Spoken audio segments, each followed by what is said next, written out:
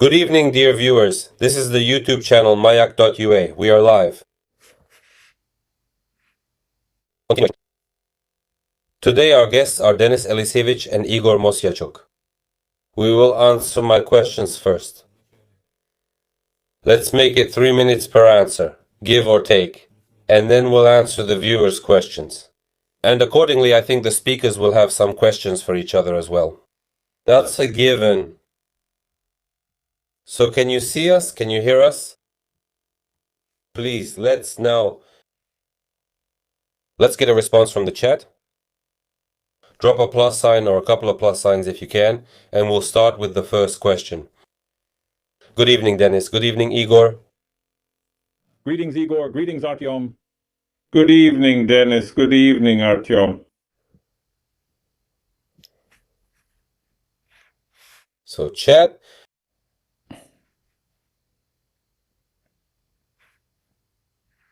Everything's good. The pluses are coming in. I don't know who's first, who gets the first question. It doesn't matter to me. Me neither. Alright, well, let's start with you, Igor Vladimirovich. You're the elder, as we were taught.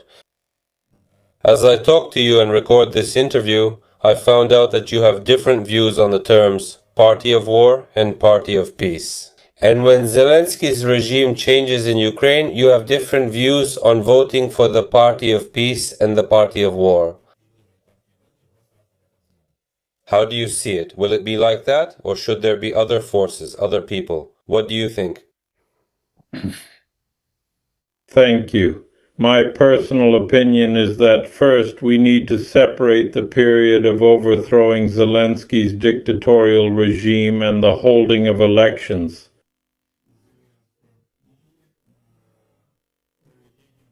If we have a deadline after the regime is overthrown, then I believe we must hold fully democratic elections and people should make their own choice. The only question that remains open for me is whether to allow people who have committed crimes, including war crimes against their own people and their own country, to participate in the elections.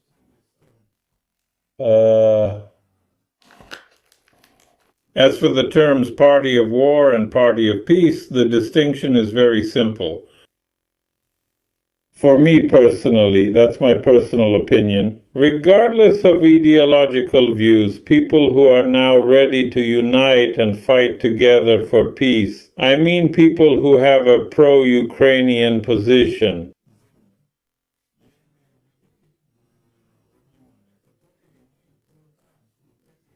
I mean, I'm not talking about those who want to work for some other countries or for the aggressor country. Those who have a pro-Ukrainian position and those who are ready to unite in the fight for peace, that's the party of peace. Those who defend the position of war, those who defend the position of dictatorship, the position of violence and power, that's the party of war. And that's how it will be. And this division, in my opinion, will remain until the regime is overthrown. And after that, there should be democratic elections. And there, the ideological position should be clearly stated as well. And people should actually choose between ideologies, not between personalities. It shouldn't be the party of Ivan Petrovich or Semyon Ivanovich or Maria Petrovna. But there should be a party, let's say, for example, a libertarian, conservative, or Republican party, parties that have clear ideologies, socialist. It doesn't matter. But ideologies, as long as they don't contradict, as long as they don't deny the existence of statehood, all of them have the right to seek people's support. And those whom people support will come to power. But this is a question that should be decided after the overthrow of the dictatorial regime. because if we try to decide it now, we'll just end up arguing over ideology and that's it. That's my point of view. Denis, excuse me, Igor Vladimirovich, can the Communist Party also be on this list? Thank you. No, the Communist Party has been condemned, the Communist Party is banned, and at the moment I don't see any reason for it to participate in the elections, but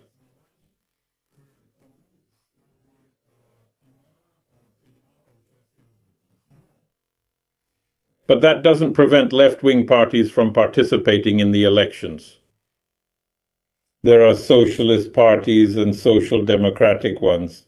Yes, we've always had more leftists in our government than people with right-wing proper views. That's why, well, I generally take party names rather abstractly. I was actually talking about ideology. Because look,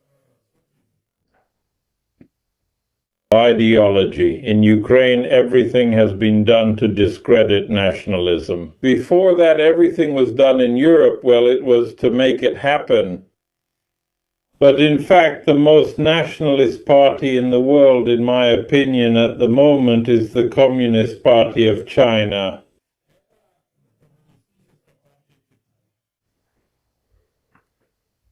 Well, that's about it.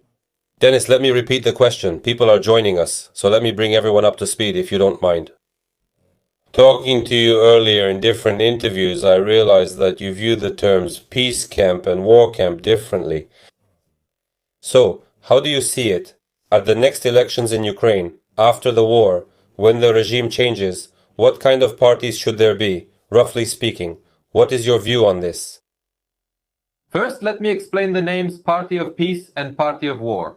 When some political figure says this or writes a post on Telegram, I understand that this is a rough division. But when a person hears this, you have to understand Zelensky has a few supporters there, but he has his own, Igor has his own, I have mine, and someone else has theirs. These supporters agree on some things and disagree on others. But the point is there are neutral people, and I think these neutral people are the ones we get. They get a not very good signal when nothing has even started yet, and we've already divided them. Because there are people who, if we use this terminology, were the war party yesterday, and today they're the peace party. And I think every day more supporters are joining me and Igor, while more are breaking away from Zelensky. This process is definitely happening, 100%. Zelensky's ratings are falling, and the ratings of all opposition figures are rising, regardless of ideology. That's why right now I'm simply in favor of uniting, not dividing. We have enough division already. I don't see any bad or catastrophic term here.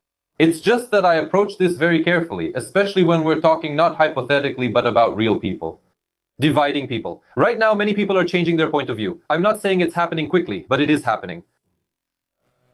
I repeat, there are a lot of neutral people, and the statistics I recently saw, we really underestimate them. So it's a paradoxical situation. A person can be for the war or against the war, but when we shift both ways. But when we move toward political views, it's a complete mess. And everyone has different things going on in their heads. I conclude that these people are undecided, as shown by the statistics, and they're people you can work with.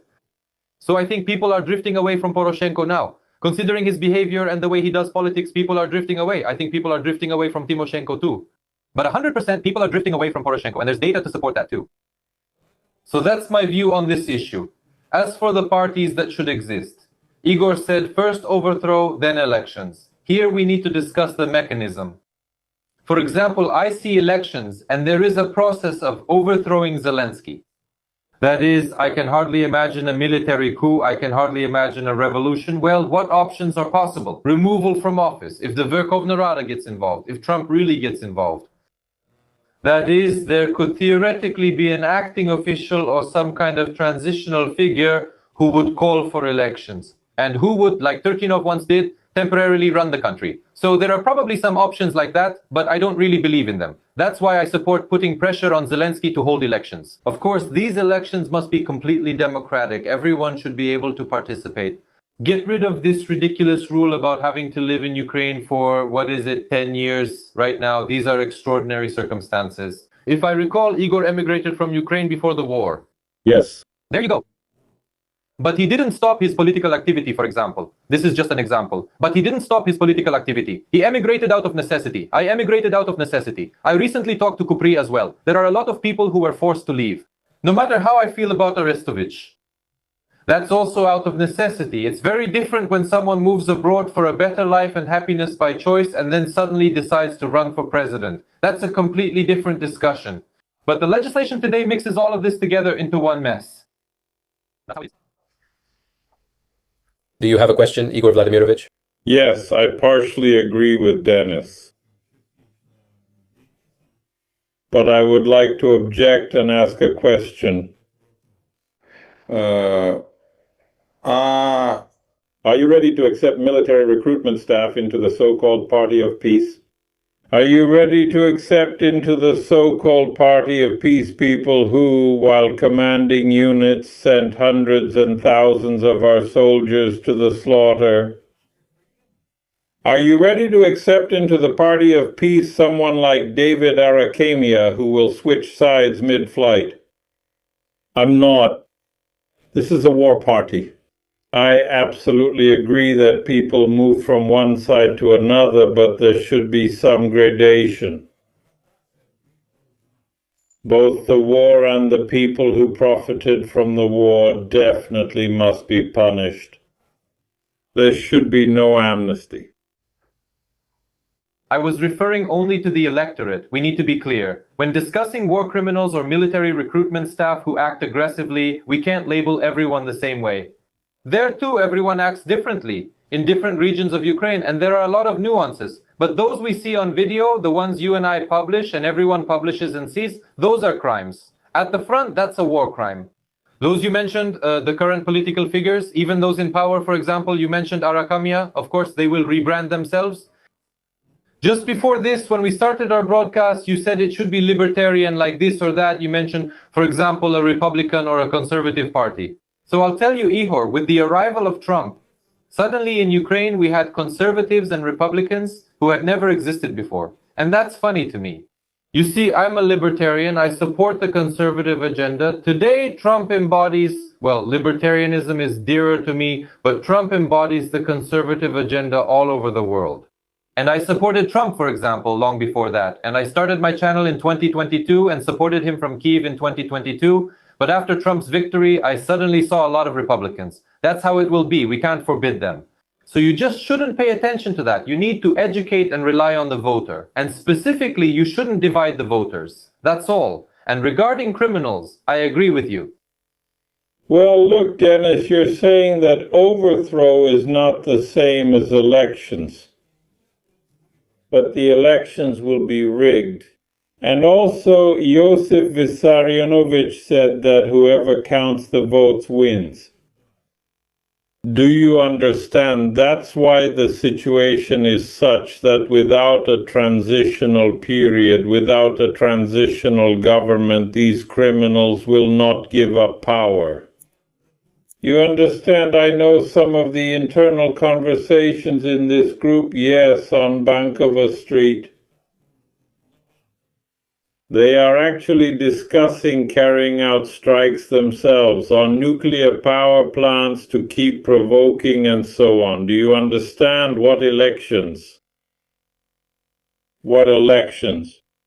They won't hold elections. We'll be waiting for elections for a year, 2, 3. We'll lose Zaporizhia, Mykolaiv, Kherson, Odessa, God forbid, because Zaporizhia is the key to the Dnipro, and if they cross the Dnipro, they'll go for Chernihiv. We'll lose the country and we'll lose people. 2.5 years is what they want now to continue the war. That's 1 million people thrown into the meat grinder. And that's lost territories and peace agreements that have gotten much worse. How? I'm absolutely against it. We need to start applying pressure in Europe, applying pressure in America, making demands of the Trump administration, supporting his peace initiatives, and asking questions. For example, J.D. Vance was in Budapest. He stated that it was only there that he learned that Zelensky had threatened Orban. Well, maybe he doesn't know that Zelensky is illegitimate, so let's explain it to him. Let's tell him how many single shells were stolen. How many there were here, there, and there. Because, well, it looks kind of strange, and waiting means strengthening the regime. I'll tell you, do you know who Zelensky's favorite politician is? He won't say it publicly now, but before the war. Who? Putin? Do you understand? If we want to get Putin, Nikolaev, Ivan, and turn into the worst option because the best one definitely won't happen of the Russian Federation, then let's wait for the elections. But I didn't say to wait. When you started just now, I asked you about the mechanism and you started mentioning Europe and that same Venza. Right now, you and I and other people are doing exactly what you described. As we can see, it seems to be moving, but it's moving extremely slowly. Here we can appeal to people. To unite, to bring people out into the streets, to go to the US Congress, to go to institutions in Brussels, to the parliaments of countries, and to demonstrate that Ukrainians are for peace, not for war. 100 people are paid, they show a picture all over the world that they are supported in Europe, and that's it. And you saw how he embarrassed himself, excuse me, for his failure. That's a literary term when he came to Vienna. Yeah. Because the little egg is afraid, or the little tomato, but not that. You understand? And if you stay silent, well, that's it. We are not staying silent. I'm definitely not urging people to wait. And I actually raised this issue a long time ago. But we need people to be active. And here we run into the next problem. You mentioned the US, you know about the immigration situation regarding Ukrainians, most of them, not all, in the US. These people are afraid to move from city to city, let alone go outside. In Europe, they haven't extended this protected status for the coming years yet, I think. They have extended it. It already happened, Denis. Yes, it's already in place. They extended it. Until what year? 2028? Yes, until the end of 2027, until March 4th as well. Well, 2027? That's in some countries, Denis, in some countries until 2029. Yeah, well, you just announced, I heard, a march on Trump's birthday. Yes, in Europe. Let's see what happens.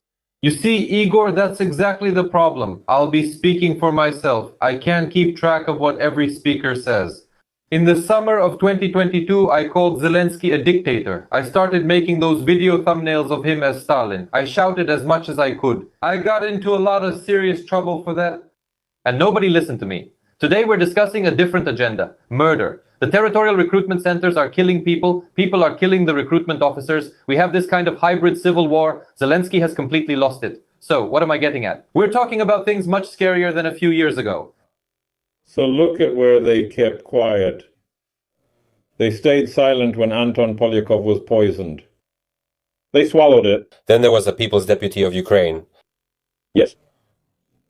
Swallowed it. They shot every time. Denis Kiriv executed right in the center of Kiev. Do you understand negotiators? And there are many such episodes. In other words, it's a dictatorship. Putin was the same way. He didn't start bringing sugar to Kashirskoye Highway right away. It was built brick by brick. This guy, he copies Putin. He's in love with him. They lived in the same apartment as Shifir in Moscow. By the way, Schaefer had citizenship. I personally saw the documents for the company and I published them myself, which was registered in Moscow. There is data on Shifir, but none on Zelensky. Well, they just cleaned it up. Maybe that's why there's a little two-room apartment in Moscow, I don't know.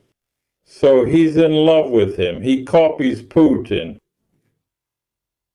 Well, I have to state here that Zelensky fulfilled Putin's plan way ahead of schedule, taking advantage of the war. Putin was building it for 10 years, Zelensky did it in a bit less. Zelensky achieved all this within a few years due to the war. Am I denying that? His role models are Putin, Erdogan, Lukashenko. You said we haven't become Russia, but I'm afraid we already have. No, look, we haven't turned into Russia for one simple reason. In Russia, when dissent became widespread among the military, it was suppressed. I mean, the Prigozhin mutiny, the elimination of the leaders, and that's it. Moreover, this suppression happened for a very simple reason. Russian officers, specifically the military, hated Prigozhin. They openly called him a pedophile. I mean, for them it was disgusting, you understand, and this mutiny couldn't have been supported. That's why, and here you can see the mood in the troops, yes. You can see that the war party is only supported by the propagandists, because if we hear a voice from the troops, it's completely different. The position is completely different. Everyone understands. Not everyone says it, but everyone understands. Let's move on to the second question. Let's do it. Let's move on to you, Denis. So, in the context of a demographic crisis and people leaving Ukraine, there's also the return of traumatized people from the front after the war. And does it make sense to rebuild Ukraine under such conditions? And who are the people who will bear this responsibility? And why should they be the ones to rebuild Ukraine? There is a huge reason to rebuild Ukraine. This question isn't even up for discussion. We haven't reached the point of no return yet, although we're close to it, but I'm talking more about a decaying society and when the dictatorship will have completely suppressed everything. As for the country itself, you should never write it off, never give up on it. Who will rebuild it is a matter for democratic choice. People should choose who will. Well, rebuild is also a very relative term. You see, everyone will say, I will. Every candidate for everything will probably say, I will rebuild Ukraine. People should choose those who will represent them. And here, it will be a truly fateful choice. If people once again vote for everything they've already heard, for this Poroshenko-style politics that hasn't changed since the 90s and for people like Zelensky, then everything will remain just as bad. I've reached this conclusion and promoted on air. People get exactly what they want. If people want reforms for a rich, strong Ukraine, then gradually Ukraine will become like that. Or not gradually, but faster. But our people want mythical things. Well, they wanted, I won't say now. They wanted mythical things. Justice, imprisonment, social justice. You see, it's like that joke. Do you want there to be few poor people or few... You get it, right? Many rich people, few poor people. That's the story. What do people want more? I see different moods in society. I can't say that society has a critical mass of people who have suddenly understood and figured it out. I give examples like this. For instance, Argentina. It's not like the 50-something% who voted for Milei are all libertarians. Definitely not. I don't think every other Argentine even knows what libertarianism is.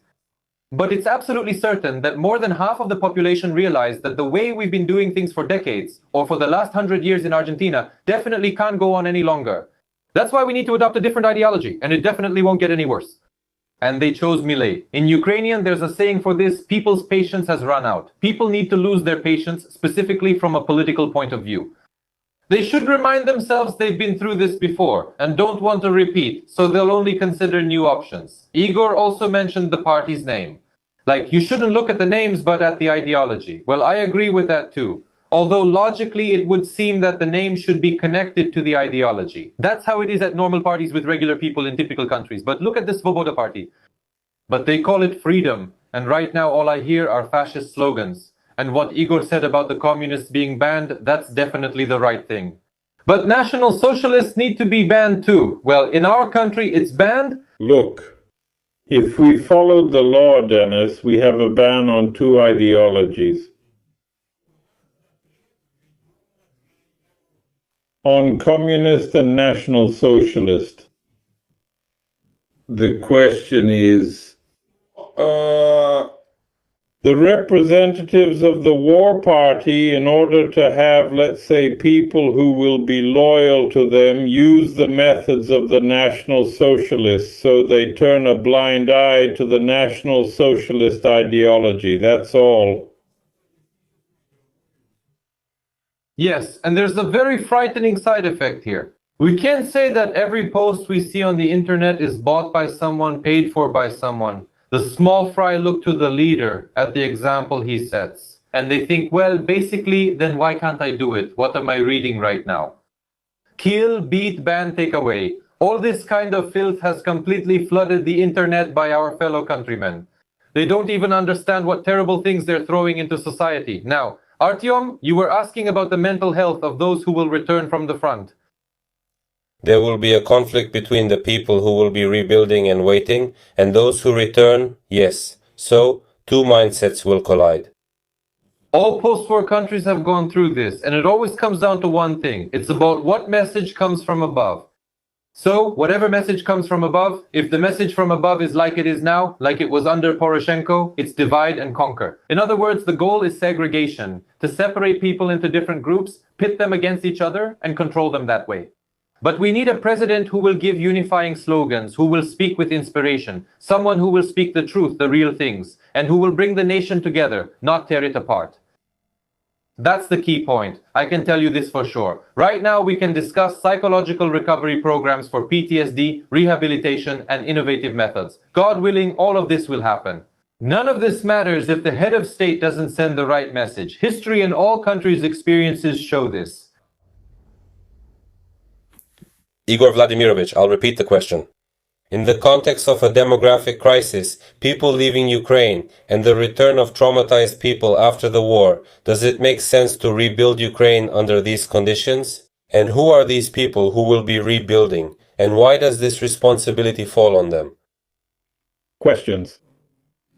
Generally speaking, I am categorically against it, against rebuilding. That is, to restore what was there.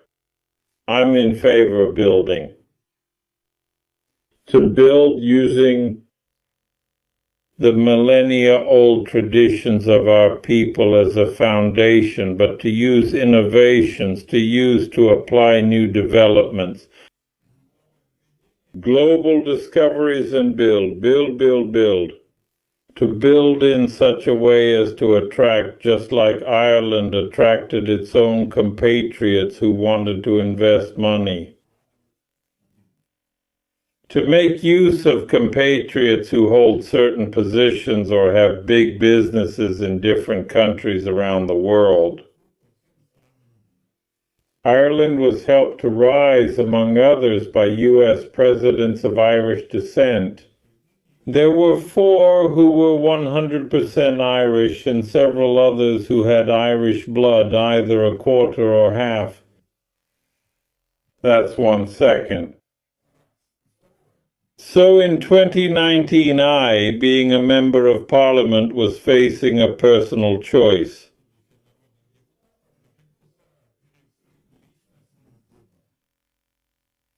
In the second round of the presidential election, who should I vote for? For Zelenska or for Poroshenko? For Poroshenko or Zelenska? I realize very clearly that it's better not to choose between different kinds of crap. I went and voted against both of them. Now I wake up every morning with a clear conscience, look in the mirror and look into my children's eyes. Those close to me, not blood relatives. I absolutely agree that the most important task upon completion. The end of the war and the overthrow of the Zelensky regime will cement society and unite people. Therefore, I propose to introduce a moratorium for at least 25 years on public discussions and, most importantly, on making decisions regarding language issues and religious issues. Which denomination someone belongs to, which church, synagogue, mosque, or anywhere else they go. I believe that faith is a personal matter for everyone, and the Holy Fathers will sort things out among themselves. Because politicians only use this for self-promotion and to divide people, just like with language, historical issues. We have wonderful stories. I really enjoy listening to debates if they are historical debates. I'm interested myself, but when politicians use the past, they use history to divide society, but I think that's unacceptable. Next, fought, didn't fight. Abroad in Ukraine, if we want to unite the country, all of these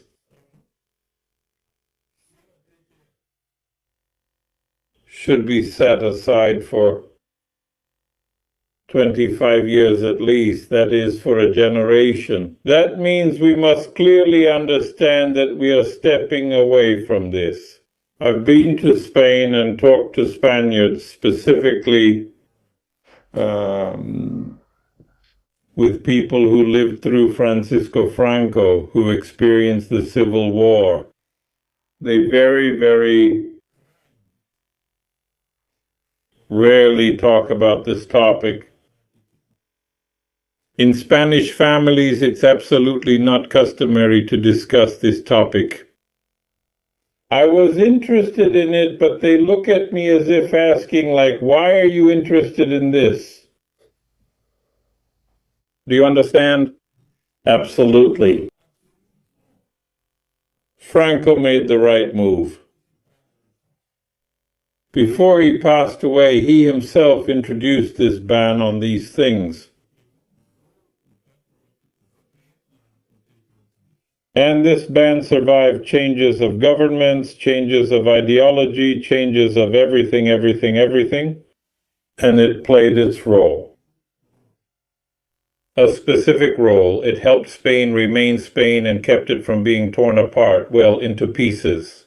Although there were all the reasons for that, because the leftists and Trotskyists were betting on Spain becoming the first European country to be torn apart. Even now they are doing a lot for that. Because my personal opinion is the same goes for the memorial. To the fallen, the Valley of the Fallen. The decision to move the bodies of Primo de Rivera and Franco is absolutely wrong. People were buried. This is something leftists do, chasing after bodies, studying the brain after death, well, or something like that. These are sick people, and that's just how they are. So that's my opinion. Let's put all these questions to rest. Just put it to rest. Turn the page and forget it like a bad dream. As for the language issue, it's a crazy situation. People have already invented a translator that you put in your ear and it translates for you. And we're still stuck at the level of the 19th century Taras Shevchenko Enlightenment Society. Do you understand? Nationalism. It has, like any ideology, its periods and stages. It was relevant in the 19th century, but we're in the 21st, guys. What are we arguing about? The more languages a person knows, the better. And finally, to answer this question, PTSD, and let's say people who haven't seen war well, who haven't smelled gunpowder, I'll put it this way. Of course, this syndrome, the war syndrome, it will have to somehow be removed, somehow be treated. The most important thing is to give people a chance, to give people an opportunity, to give people a fishing rod, to give people the ability to live, work, earn, and so on.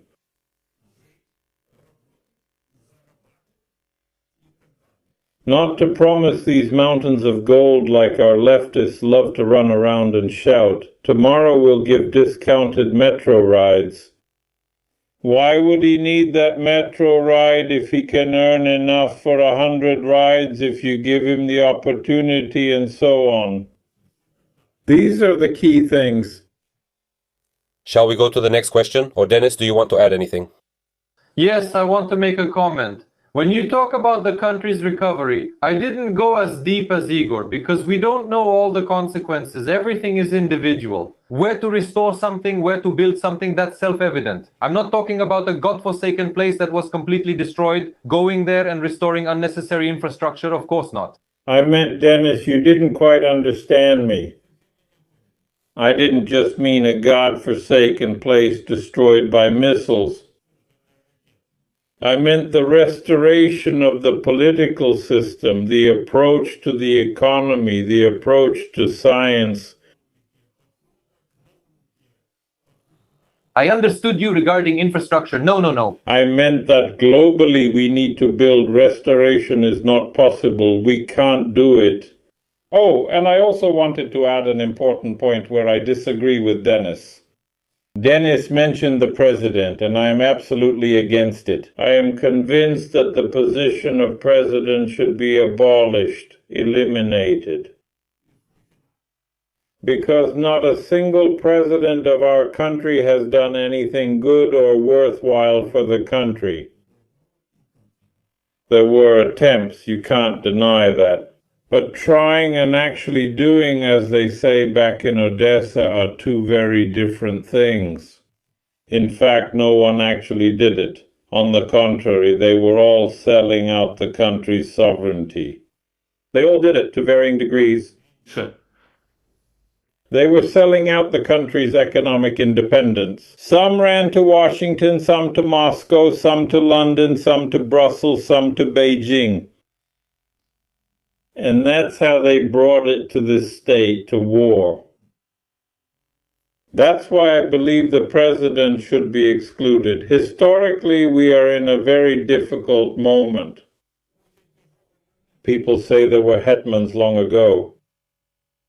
I apologize, but regarding our hetmans, this isn't a history program, but there are still a lot of interesting questions we could ask.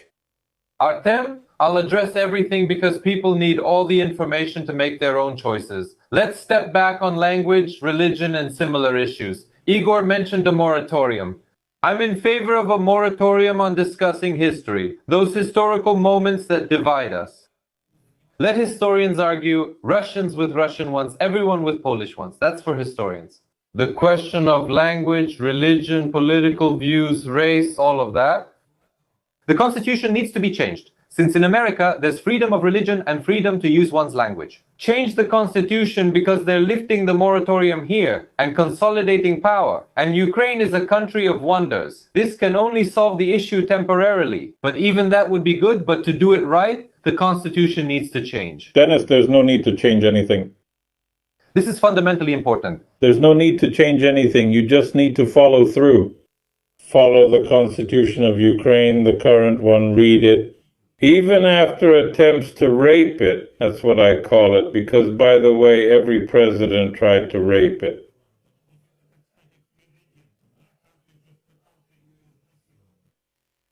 Despite that, freedom of religion, language rights, and so on are written there.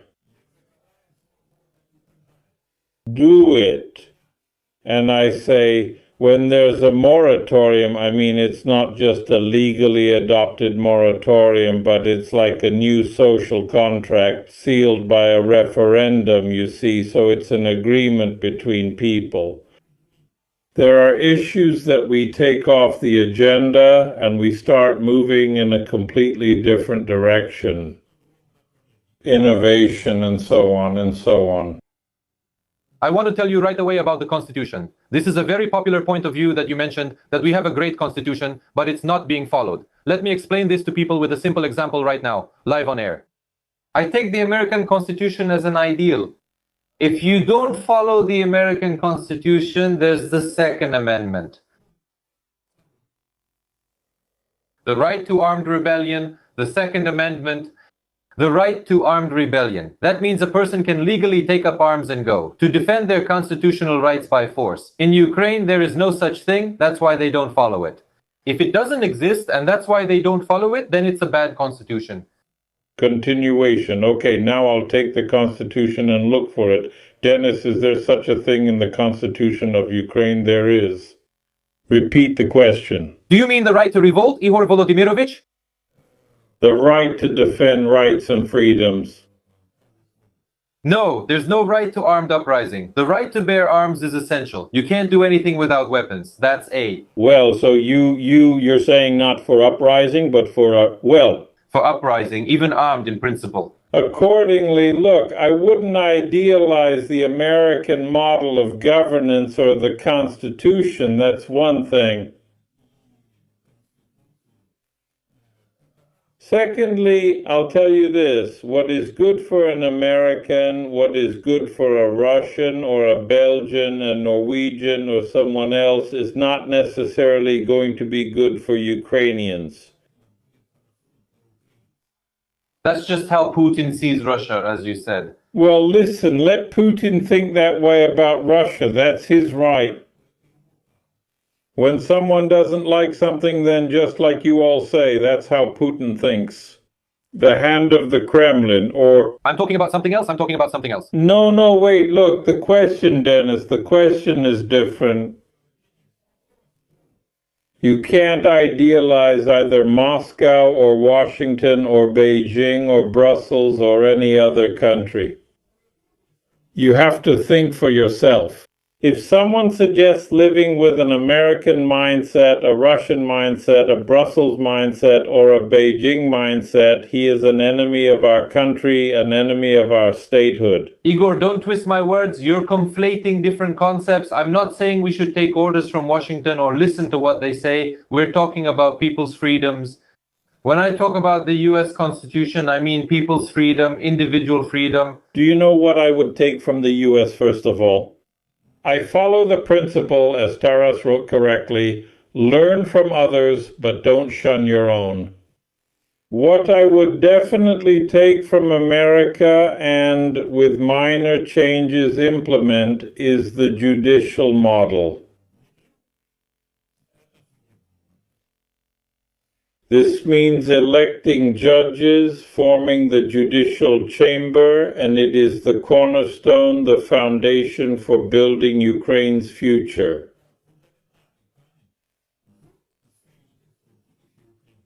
Without the return of justice, without justice, nothing will happen. I was convinced I took part in reviewing the reforms. Our police, well, they just renamed the militia to police. So what? They even hired new people, so what? There's no justice, there's nothing. Artem, I have to finish because this is a fundamentally important point. Please. And when you read the US Constitution, you'll realize that you won't say, well, I don't like this part, you'll like everything. And I'm not saying we should just take it and blindly adopt it in Ukraine. Japan went through this process, it's a successful country. They took the US Constitution and adapted it, that's probably what you mean, adapting it to national circumstances, adapting it for Ukraine. Japan did this in their own country, and that's what I'm suggesting we do. Now, regarding the position of president, here we also have some differences. Ukraine has heard the same promises for decades, even during Yushchenko's campaign. There, parliamentary immunity was removed, it's just that it hasn't been removed from the deputies. So they removed it, and you and I know who ended up there. The very person who pushed all of this through. It was like a mantra on every billboard. People said, let's act now, we'll live better, and those deputies will go to jail. But it was all nonsense. In my opinion, this isn't just about your town specifically. Right now, it's also a popular idea that we need to abolish the position of president. If you study all parliamentary countries, you'll only find Margaret Thatcher among real reformers. No country that needed a dramatic leap forward, and Ukraine is clearly at the bottom and needs exactly that, the boldest possible reforms, has ever had parliament carry out those reforms. And as for the methodology, the parliament will, for example, choose a minister similar to Zelensky under the control of an oligarch. That's not me. And he's standing there. You consider that an example? Well, what? It's not an example, is it? No, that's a reformer, but is that a good example for Ukraine when discussing removing the presidency? I'll repeat it to you again. Let's look at what the power in Ukraine is built on and what has been tearing the country apart lately. Why has the government been tearing itself apart lately? because we have a dual power structure. In fact, we have a parliamentary presidential de jure republic. And every president sees it exclusively as a presidential one with their own powers.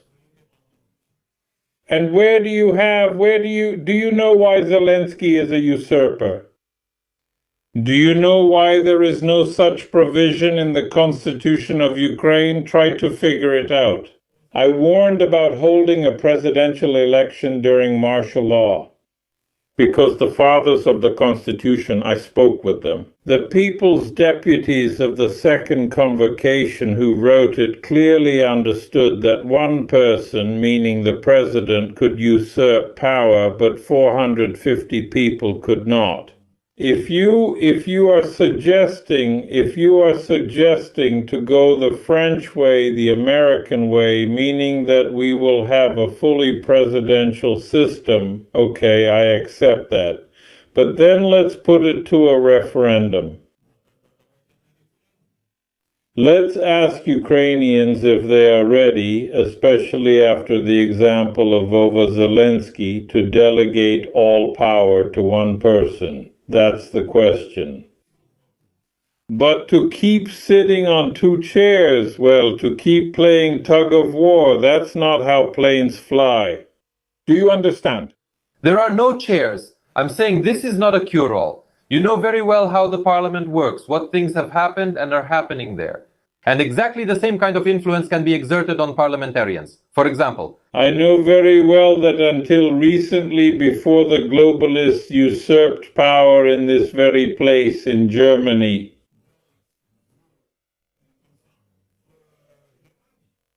the parliamentary model was working normally. I know very well that in Italy, a parliamentary republic, everything is functioning perfectly now under Melani. There is no usurpation, but at the same time there is control. yes, Igor, how is usurpation related to this? Japan! That's not the point. The point is that Anyone who takes Zelensky's place will want to be hetman again. And as hetman with full power, and the Cossacks will come to him and say, "Father, we've brought you some salo, and we have two pieces of news, one good, the other bad." Denis, do you know which is first and which is second?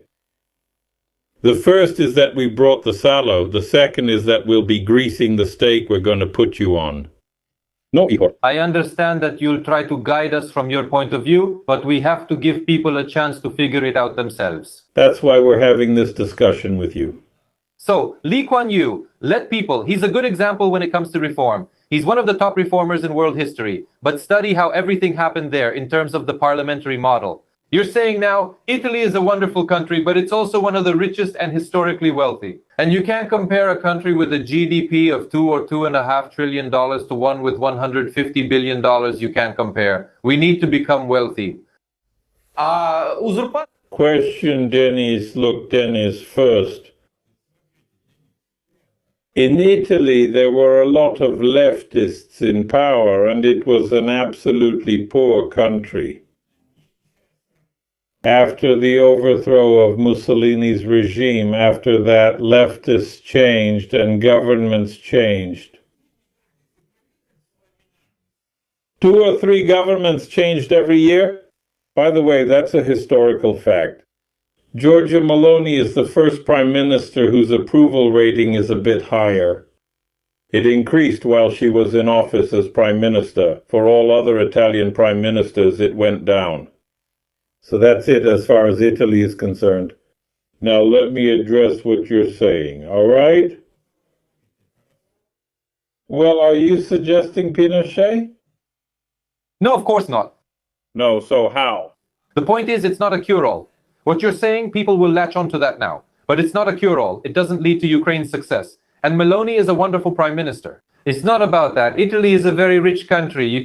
She was poor after World War II. Poor. Moreover, fine, I'll give you another example of a parliamentary democracy, Ireland. Ireland was poor. Kennedy, the President of the United States, came to Ireland. He went to a village to visit his aunt. And there was nothing for him there. Tell me. What made Ireland rich? Well, thanks to the low corporate tax. That's right. And what am I suggesting? How did the Irish lure companies back to Ireland? Let me interrupt you. My next question will be a clarifying one, and it's actually close to your argument. Go ahead. This will also expand a bit on my previous question. Is there an example of another successful country that had the same kind of mortality and birth rate gap as we did? And why should ordinary people stay in Ukraine now, in the first 23 years, and rebuild Ukraine, as you say, instead of going to a wealthy country where they can already live, earn, and work? Who will start? Igor, why don't you start? Look, Artyom viewers Denis, my point of view about leaving has always been and remains the same. A person has the right to decide for themselves.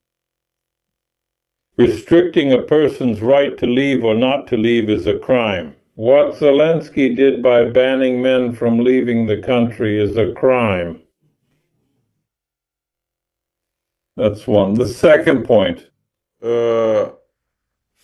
Absolutely right. It needs to be done, and there is an example. There are several examples.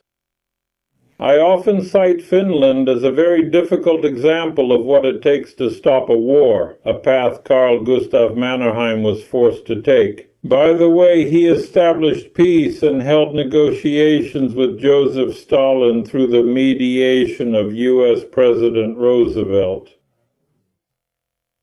But he saved the lives of the Finns even though he was not Finnish by nationality. He spoke Finnish very poorly.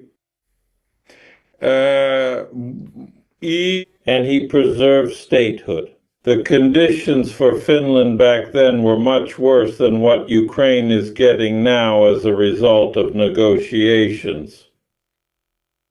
The second point is about the economy and the extremely difficult situation. God forbid we have to go down that path. That's the path of Ireland. Ireland was in approximately the same situation that Ukraine is in now. Only after the peace agreement was signed did a civil war begin in Ireland, which ultimately led to Ireland being reduced to an absolutely impoverished country. And only in the last few decades has there been a breakthrough thanks to what Denis was talking about. These are the two countries I mentioned as difficult examples. Because if you take Italy, Italy suffered a complete defeat in World War II. Let's say an ally of Hitler. Benito Mussolini, whose laws are still in effect in Italy to this day. But he didn't have the political wisdom to follow the path of Francisco Franco or even Carl Gustav Mannerheim, who, well, Franco was never an ally. He just had a normal relationship with Hitler. And Mannerheim, he was actually an ally of Germany. Mussolini didn't have enough intelligence or political intuition for that, or political will. And Italy was defeated in the war. That's a fact. Well, it's generally known, so we won't consider this example.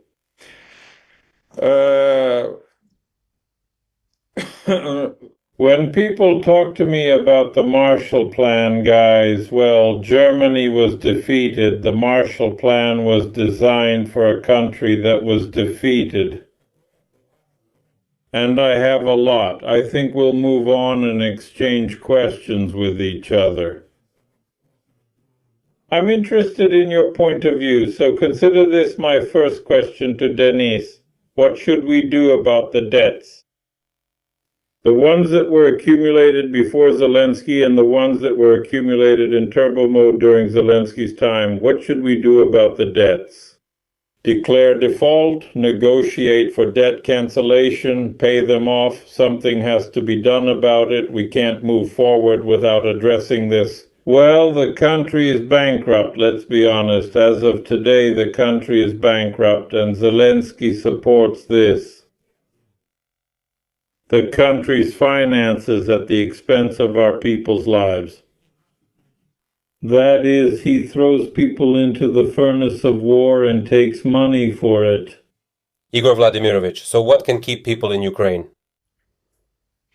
Well, first of all, peace. If there is no peace, nothing will keep people. A person is a being who wants to live.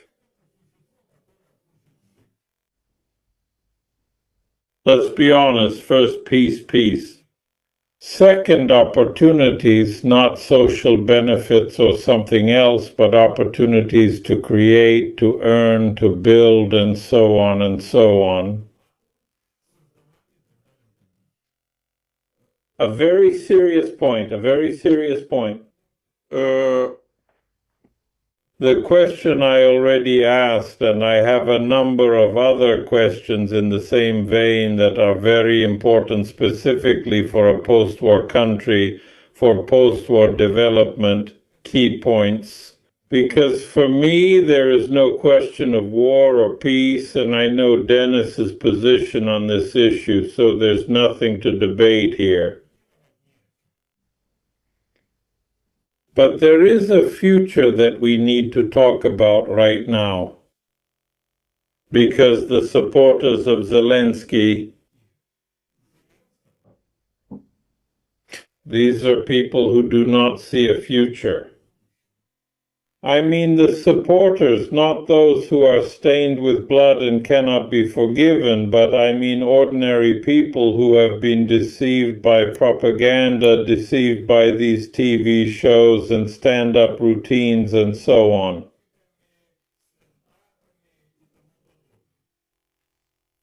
The key question for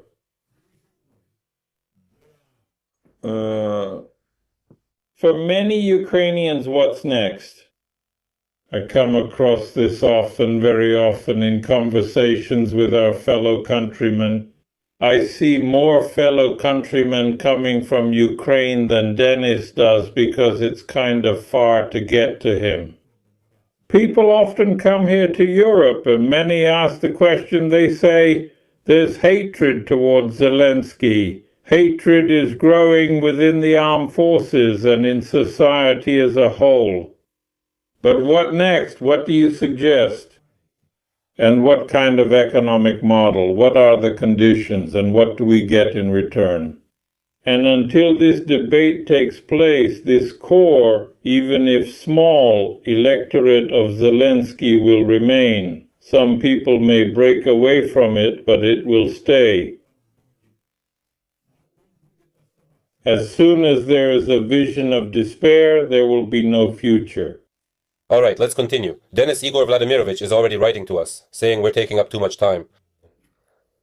I'm willing to talk about what Igor wants, but we need to finish this section about the demographic catastrophe and the example and everything else first.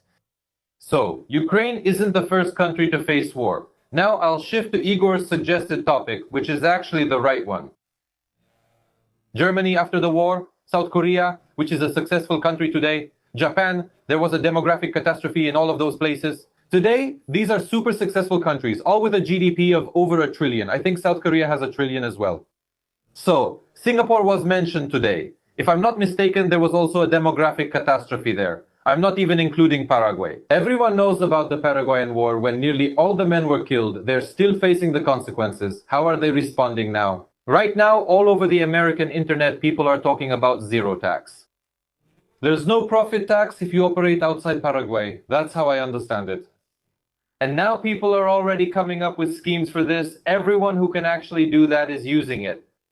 I'm building up to the point that the recipe is always the same, prioritizing the economy over others. Now let's transition to what Igor is saying. And actually, this question needs to be asked to both Zelensky's supporters and Poroshenko's supporters. Because they always say something. Poroshenko clings to the army, language, faith, the EU, NATO. They said, we're not joining NATO, we're not joining the EU. They've repeated it 5 times already this year, but he still goes out to his supporters and talks about it. Why is that? And Zelensky doesn't say anything about the future at all. He appears every day in a video blog and not a word about the future. But the future is key. Why don't they talk about it? I want to say now to those of their supporters who might not know, they have nothing to offer. Nothing to offer.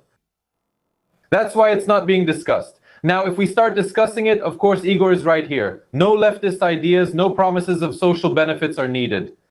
People may come if you promise anything, but without proper conditions, they won't return. Today, I can't ask people to go back to Ukraine. First, I'm not living there myself, not by choice. Second, it would simply be a crime. Today, calling on a person not to leave or to come back. A person should decide their own fate. It doesn't belong to Ukraine, Zelensky, or Poroshenko, or Putin, or anyone else. Only to themselves. Economic reforms are ahead of the rest of the world. The same goes for the courts, switching to Anglo-Saxon law. If we're talking specifics, then it's complete privatization. The most liberal tax system in Europe, the lowest taxes, abolishing VAT. And what do we have today? Where does this path to Europe lead? Right now, there's a fuel crisis all over the world. Spain wants to lower and has lowered VAT from 23% to 10%, and Ursula forbade it, referring to some directive. We're imposing sanctions on you. We'll fine you. They've temporarily lowered it in talks with the European Commission. Poland and the Czech Republic did too, along with a few others. I don't know why Spain is being singled out, and I won't address that. I agree with Igor that we should resolve this within Ukraine, not Brussels. But lowering VAT isn't allowed, so they'll have to cope with it. And you know, our idiots signed up for this thing a few years ago, that if our GDP grows by more than 3% a year, then we have to pay some kind of penalties. Either we increase our loans or something like that. In short, it means some crazy additional expenses for Ukraine. Only idiots could have agreed to something like that. That's why we need low taxes, full privatization, and the creation of a stock market in Ukraine. Reducing the government apparatus by 80%. Without all of this, no one will return to Ukraine. Now they want to introduce VAT for sole proprietors. Then any small or medium entrepreneur will say to themselves, wait, then why do I need Ukraine if I can pay the same VAT in Poland without war, with an honest court? There's no Ukrainian security service. They don't break into other special services. They don't interfere in the economy. The purchasing power is much higher than in Ukraine. Stable politics, no turbulence. Answer one question, why should I live in Ukraine? We're not talking about foreign investors right now. That's a completely different game. We're talking about the domestic investor. An entrepreneur should simply ask themselves, why? And politicians should be asked the same question. Name me a reason. Just one, not 10, not 20. Name one or two reasons. Why should I return to Ukraine? And why shouldn't I leave? First, it should be worth living in Ukraine. Worth it. And that's all. We can go into more detail if you want. Let Iho comment. Let him share his program. As you say. Igor Vladimirovich, yes. Well, look, I don't agree that Germany has come out of the demographic crisis.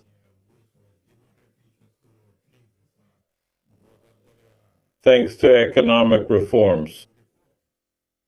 I absolutely disagree. I did an analysis. God forbid we get out of the economic demographic, crisis the way Germany did. They got out of it because they opened their doors to migrants. And soon, in some regions there will be fewer Germans than migrants.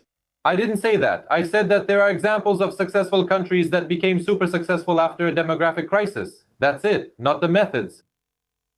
That's so people don't think I support migrants. Yes, that's right. A small remark. But let's, Artyom, if you don't mind, I suggest we each ask 3 questions and then we'll answer what... Yes. Let's do that, because our time is already running out. Let's ask each other. Questions. Look, I already asked and I'll repeat the question, Denis. I think this is a key question. What is your solution? What is your solution to solving the debt issue? Spisanie? Write-off, default, payback. What should be done about debts? What is... Please. Default. Declare a default on external debt.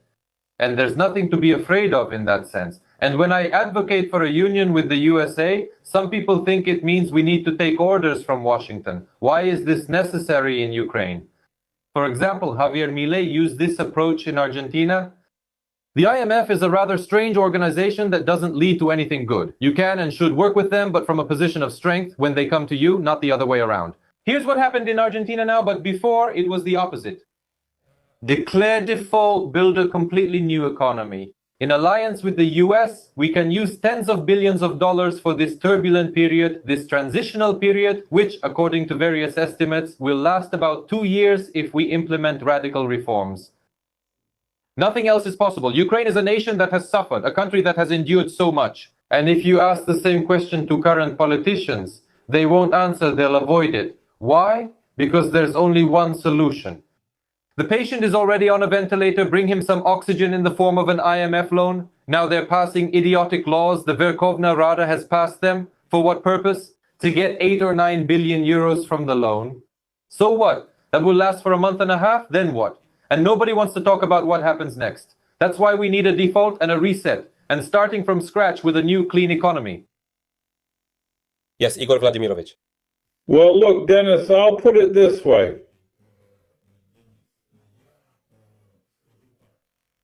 I understand your approach regarding the US and focusing only on the US. I don't agree with that. I'll explain why I don't agree. First of all, Trump is in power in the US today. That's one approach and one policy. But the US is a democratic country, and we might get a different Congress in the fall, and we might even get a different president. And where has Sleepy Joe led us? We remember too, because it was only with his permission that Putin started the aggression, and with his consent.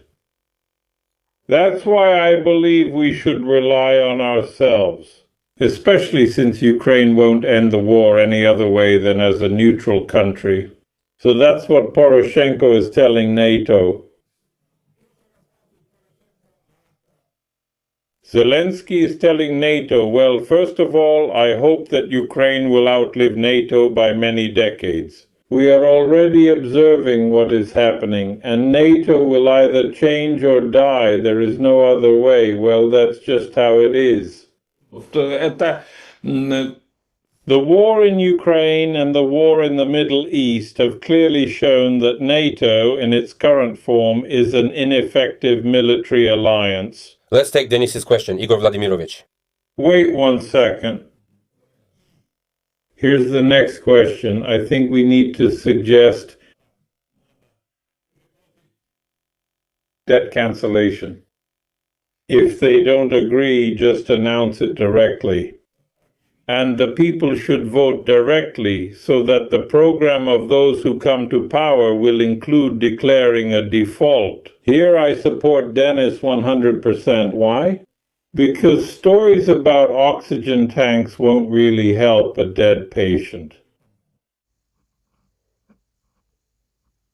Denis, your question. I wanted to ask a different question, but now I'll ask Igor, since he often mentions the words self-reliance and sovereignty.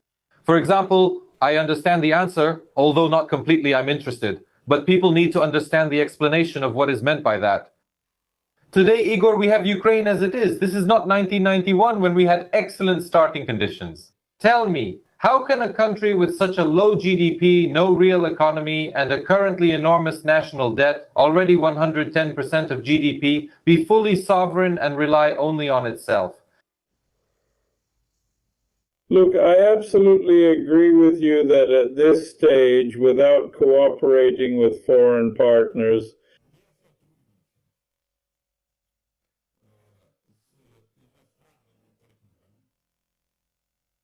without cooperating with international organizations, Ukraine will not be able to rise. Because there is a line of those who want to devour our country. It's not just Moscow, there's a line. But I meant the first thing, a long political and legal struggle to regain sovereignty. After all, in reality, it's not just Zelensky who sold out sovereignty. Why do I blame all these comrades? It was being sold, sometimes more, sometimes less, sometimes just like that, since 1991. by giving away strategic weapons, not nuclear, but strategic ones, which later came flying back at us, by handing over state enterprises and resources into private and foreign hands instead of selling them properly. They ran to Moscow, kissed boots, then ran to Washington and groveled and sold things to Brussels, well, all over the world, even to Minsk. They sold off sovereignty piece by piece. Naturally, getting it back in one day, Denis, is just impossible. I'm a realist. I understand that perfectly well. And naturally, under these circumstances, right from the start, living and saying we are proud, well, it just won't work. This is a long-term policy, a legal struggle to restore national sovereignty. So how? And the answer is very simple. We need to be guided by our own national interest. If today our national interest is to receive the natural resources we lack from country X, we must obtain from country X. If the financial and credit terms are favorable with country Y, we should work there. We should work with all countries, but understand that our interests come first. Look, I believe that Yelisevyk's signing of the association agreement with the EU in its economic part was a national betrayal. Because it completely ruined the economy and production.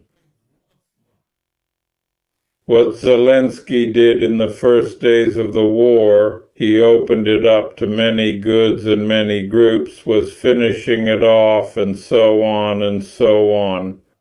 We need to say it clearly. Look, we have two enemies, external and internal. I am deeply convinced of this. And they act in sync. Missiles are flying, destroying industry.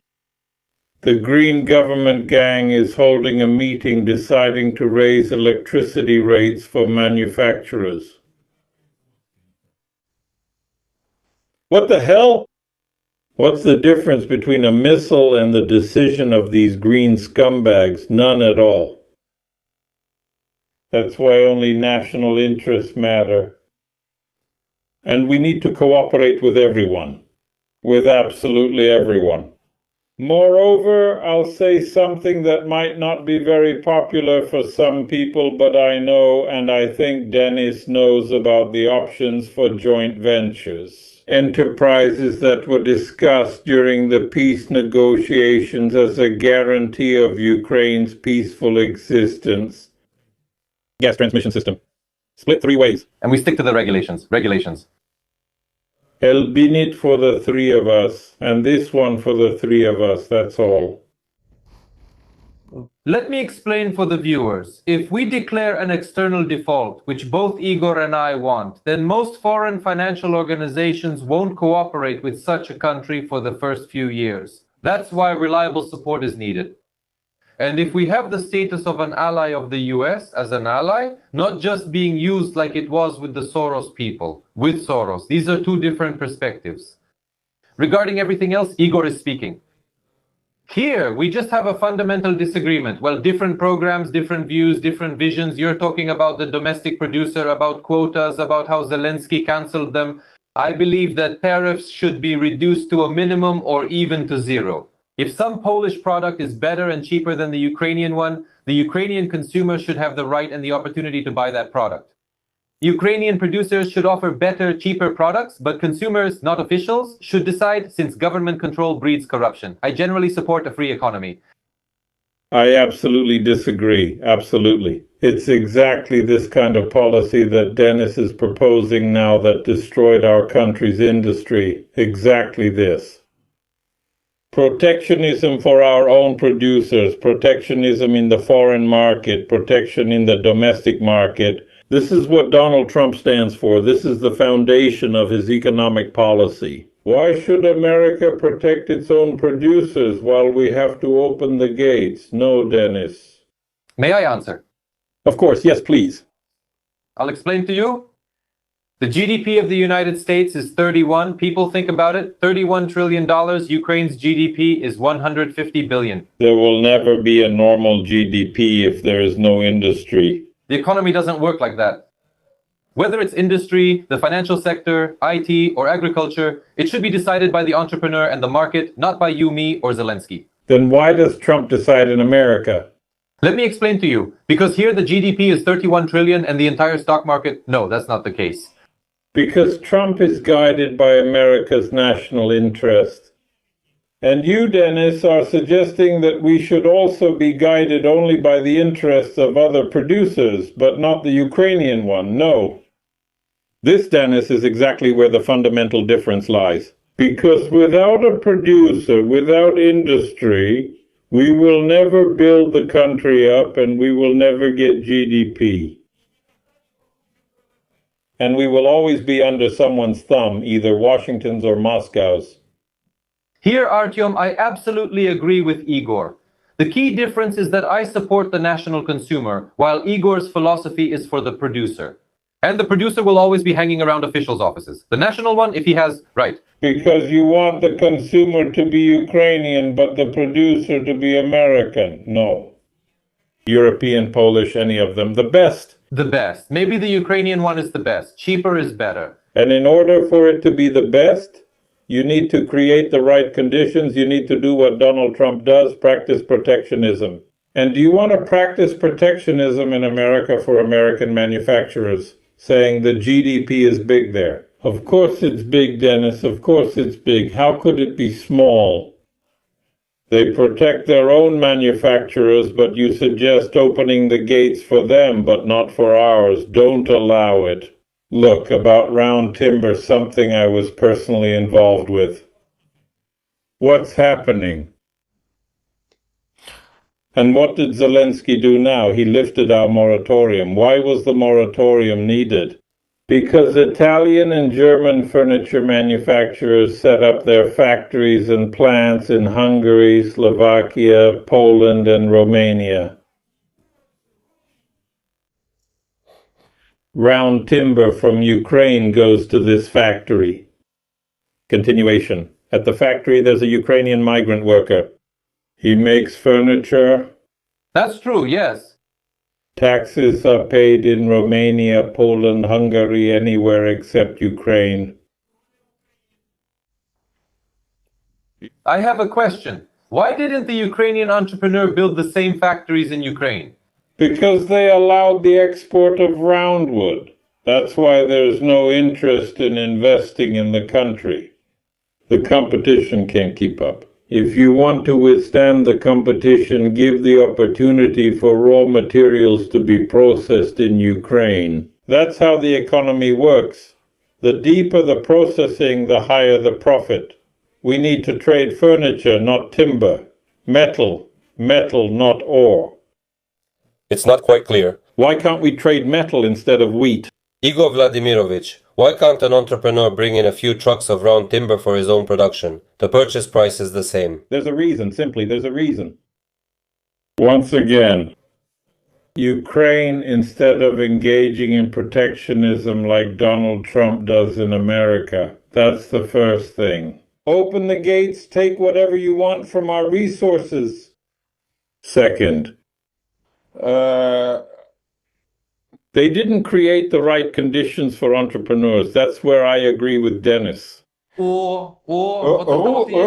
didn't give him a fishing rod so he could catch fish. But besides the fishing rod, you also need access to the pond to be restricted.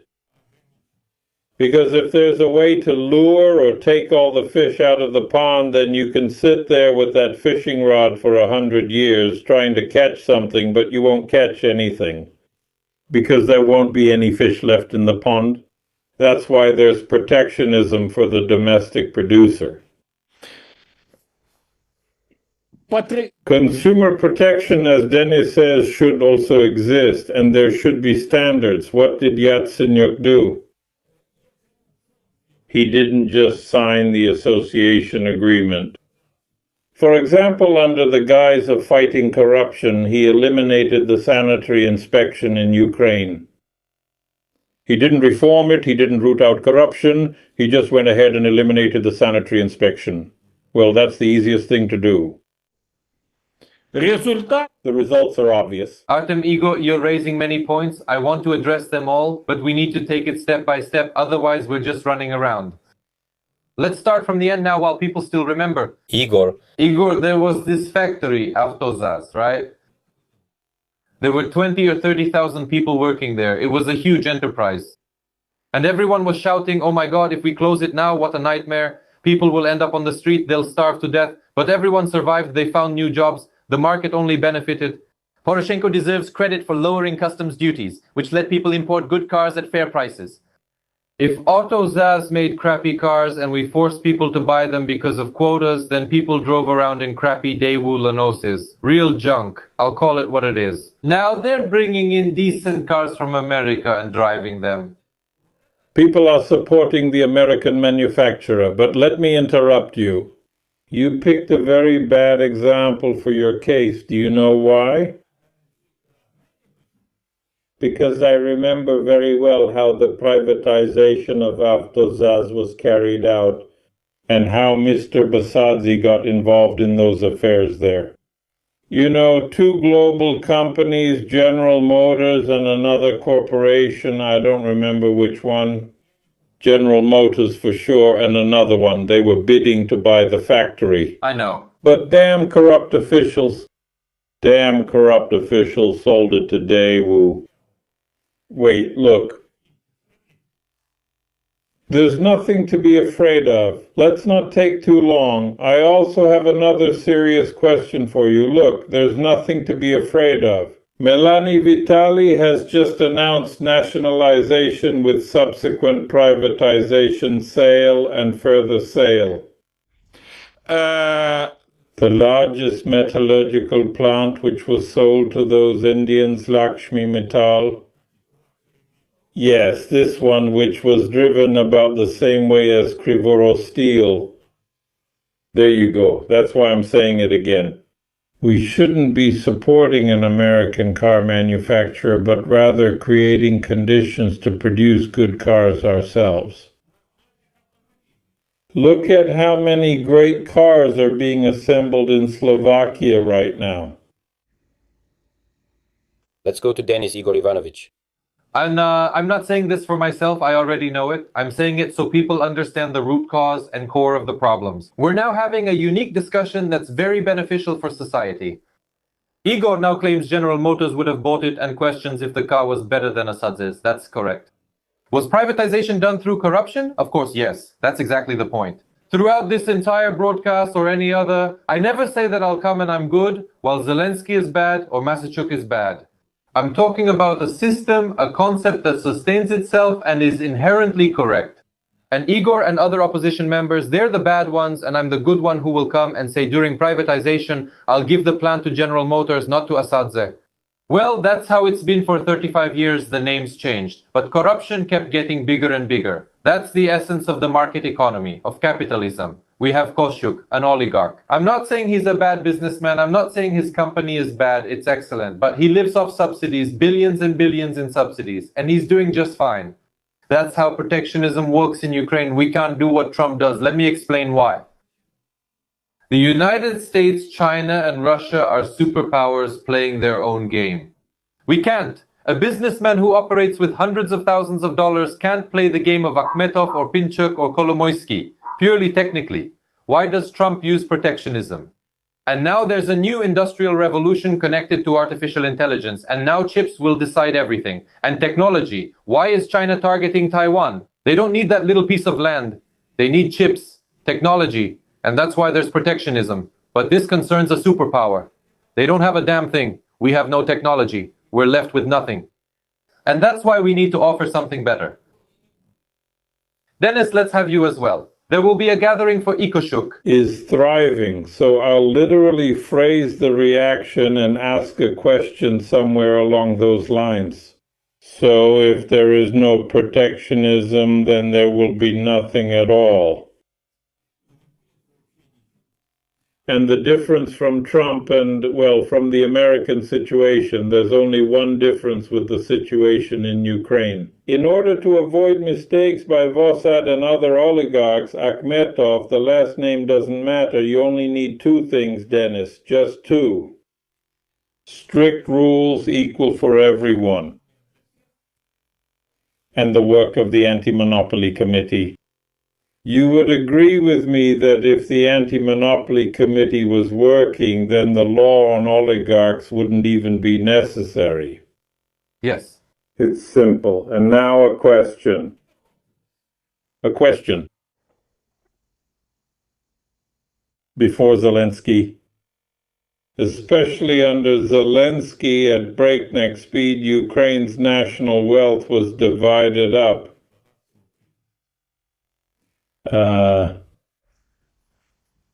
Divided up in a non-transparent manner.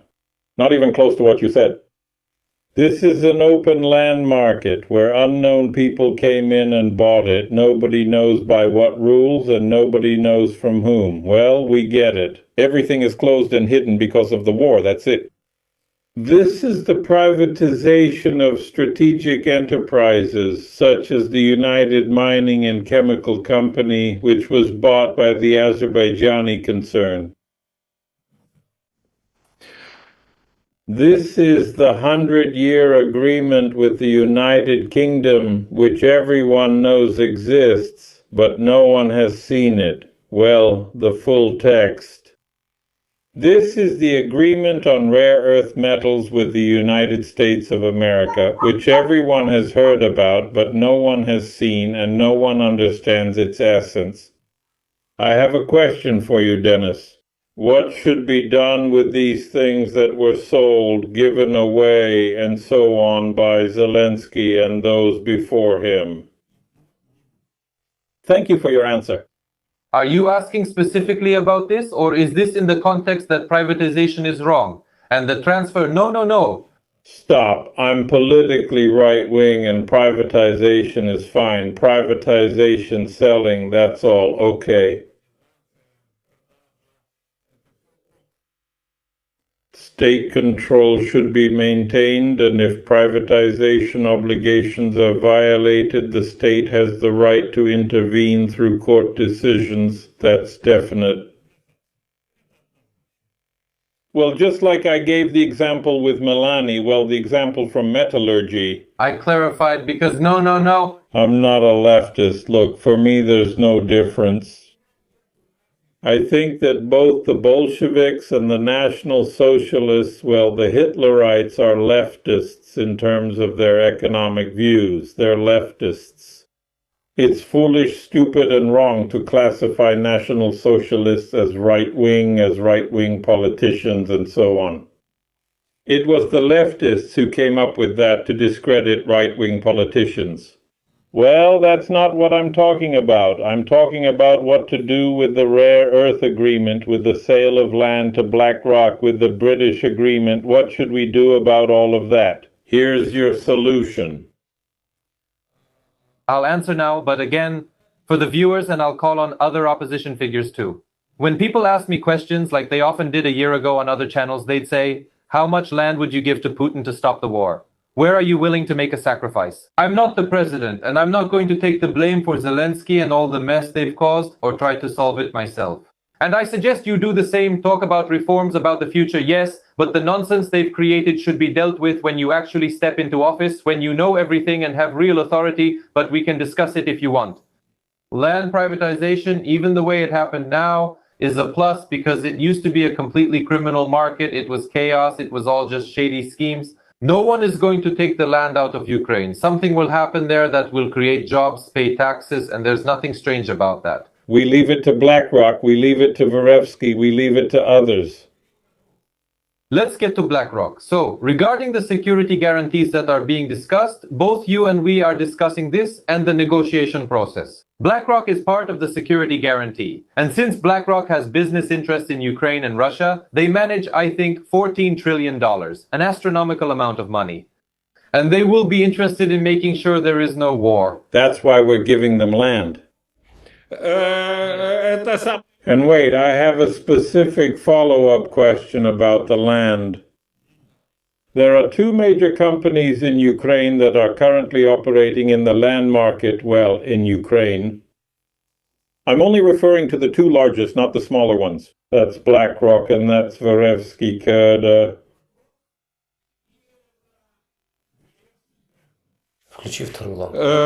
Zelensky gives them the green light. They have the Doverova group led by Kulinich. So that's the situation. So specifically about them, what do we do with this?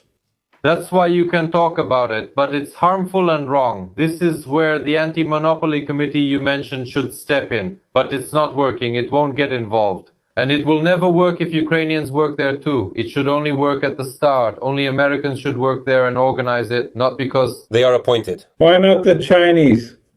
Let me explain to you. I'm explaining to you. Because Ukraine needs capitalism, not communism. All right, why not the Germans? But I'm explaining it to you. Are the Germans communists or what? No, we have socialism. So, are they British? Well, if you want, we can get the British, but I'm getting you those with the biggest. Why not Canadians? Well, hold on, I'm saying. Why not Argentinians? Why not Argentinians, Denis? Well, why? Millet, I'm trying to answer. So I'm trying to answer. Answer. Because Putin bought off all those people you mentioned in droves, but not the Americans. That's my answer. Are you serious? Yeah? Are you serious? He didn't buy up the Americans. No. No, there definitely are some, but you know what I mean. About Fyodor, who was with him in the sauna. About bought out all of Europe. Who was buying up. And isn't this Sleepy Joe giving an excuse for the war in Ukraine? Igor, either we take turns explaining our positions and let people decide, or I wait. It's not the State Department that writes the last names of these guys, appointing their own chosen one to the Anti-Monopoly Committee. And we hire the best specialists from the market, available to Americans with experience, with expertise, with the task to build for us, and companies, consultancies, to build us a great anti-monopoly committee, which should only be run by incorruptible people. Many things today can be done thanks to artificial intelligence. In 2 years, almost everything in this area in particular. The computer will decide everything. Everything will be very simple. These registries aren't a technical issue. We're talking about something that will change significantly in a year. 100 years. This is about the Anti-Monopoly Committee and land. Land is a commodity, and there's really no big problem here. About the 100-year contract with Britain. The next parliament can cancel it. It's really nonsense. We haven't read it, but the country has taken on some obligations. The parliament will cancel it. About that, you often mention rare earths.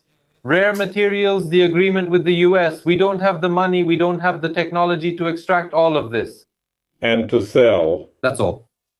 If it doesn't work with America, it will with the tame oligarchs, who will cut deals and divide things up behind closed doors, just like today. That's exactly what's happening. So, Denis, well, just a quick clarifying question.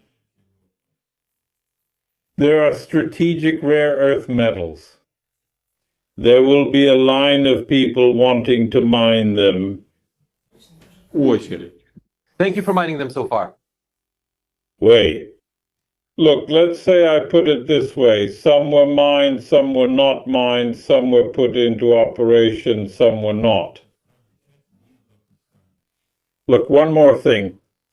There wasn't such a demand or need for some of it, and some of it is exaggerated. There are people running around shouting lithium, lithium, but that's all because of the lithium warning. In Ukraine, it's 5 times more expensive than in other parts of the world, but nobody needs it. It's more of a joke than anything else. I'm talking about something else. Look, you're speaking clearly. Well, if the British cancel it, we haven't seen it, that's nonsense. If land is a commodity, it was sold to Vorovsky, BlackRock, and so on. But we won't cancel it for the Americans. You're talking about the American politician. Well, go ahead and say it. I don't see anything wrong with that. I'm not a politician. A responsible public figure. You're talking about the American one, right? About the Ukrainian one. Well, then I'm sorry. Then why exchange those but not exchange these? I think The approach should be the same for everyone. Let's listen to the answer. Igor Vladimirovich. The answer to what? That the British one, as Igor himself said, and I confirm this, we can't even calculate the basics. At least to understand the basics, the concept. But the American one is clear from the numbers. It's clear decades in advance how this will work. With the numbers. But we haven't seen the protocol. Protocols as well, which are signed by others. Yes, we saw a limited part. Mainly the body, the base, the draft, we saw everything. The basis is very bad for Ukraine, Denis. So look, let's talk now. If you want. Look, I want to make one thing clear.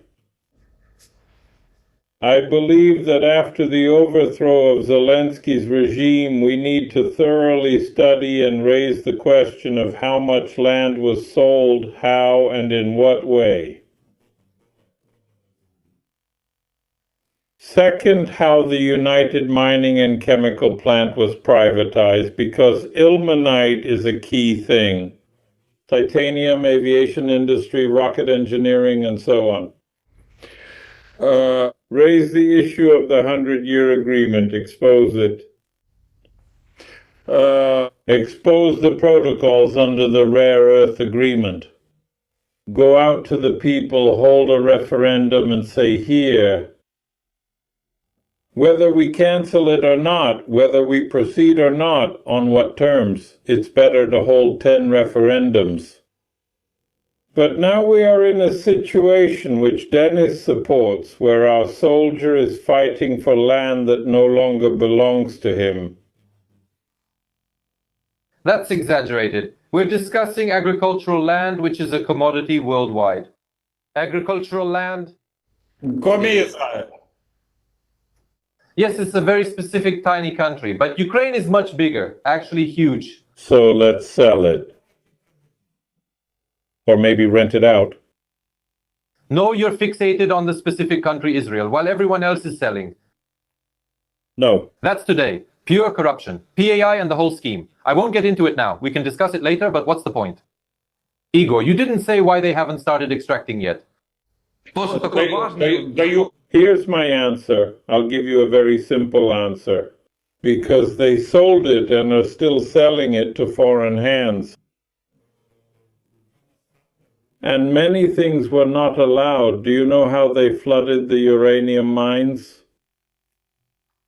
Do you know how they slowed down extraction and what happened with the ilmenite? And do you know that ilmenite is still being sold from Ukraine to the Russian Federation through Czech intermediaries, and then it comes flying back at our heads in the form of missiles and so on? Corruption, if we don't eradicate it, nothing will change. We can't eradicate corruption, but we must address its causes. You mentioned methods that increase citizen or business interaction with the state, but I believe we should eliminate that since it's the root cause of corruption. And you want everything to be unregulated and all that? No, guys, I'm not against entrepreneurial freedom. But if there are no antitrust frameworks, if there are no frameworks to protect national interests, then we'll just be colonies. Especially in the state we're in right now. Continuing, so to summarize the question, finishing up and drawing conclusions about rare earths, I want to say to people, we have amber burstin. It's a well-known thing. Here's a clear example. Only America and 2 other countries can extract certain deep underground resources that we can't access. This clearly shows when they will control things, not us. This is the kind of lawlessness you see in the wholesale market. It's like the Wild West. And everyone knows it. It's a very valuable resource that could, in principle, be used in a civilized market environment, but instead, it's a battleground there. Bandits? Criminals, cops, that's what's going on. For all 30 years. And next, if it's not America that's going to extract. and not extract but share together with them, then it will be Ukrainian or semi-Ukrainian oligarchs who will do it. There's also that option. I don't mind them doing it, but they're not doing it on market terms. They're doing it as privileged individuals. America is market-based. These are the conditions specified in the contract. They're market-based. You're offering the yoke Zelensky signed. A yoke. There's no other way to call it. It's a noose around the neck. For Ukrainians, it's a separate department. And you're suggesting to keep it, but I'm strongly against it. I'm answering your question. So, Zelensky signed it. Indeed, that's how they were holding him by the throat. Igor, this is a question for Zelensky. If we set Zelensky and the war aside for the moment, and we are discussing in a normal political life in peacetime, let's say in a democratic state, and you ask me, should we work with America or with the oligarchs? Of course, with America. That's what I'm getting at. You're shifting the discussion to oligarchs or America. But I'll put the question differently. I'll raise the question about the terms of the rare earth agreement. I consider these terms unacceptable. I believe normal terms should be developed. Will America agree to these terms? Please, as an investor, will another country agree to these terms as an investor? Please. Will any entrepreneur agree to this, please? The rules should be the same for everyone. What Zelensky signed is an exploitative deal.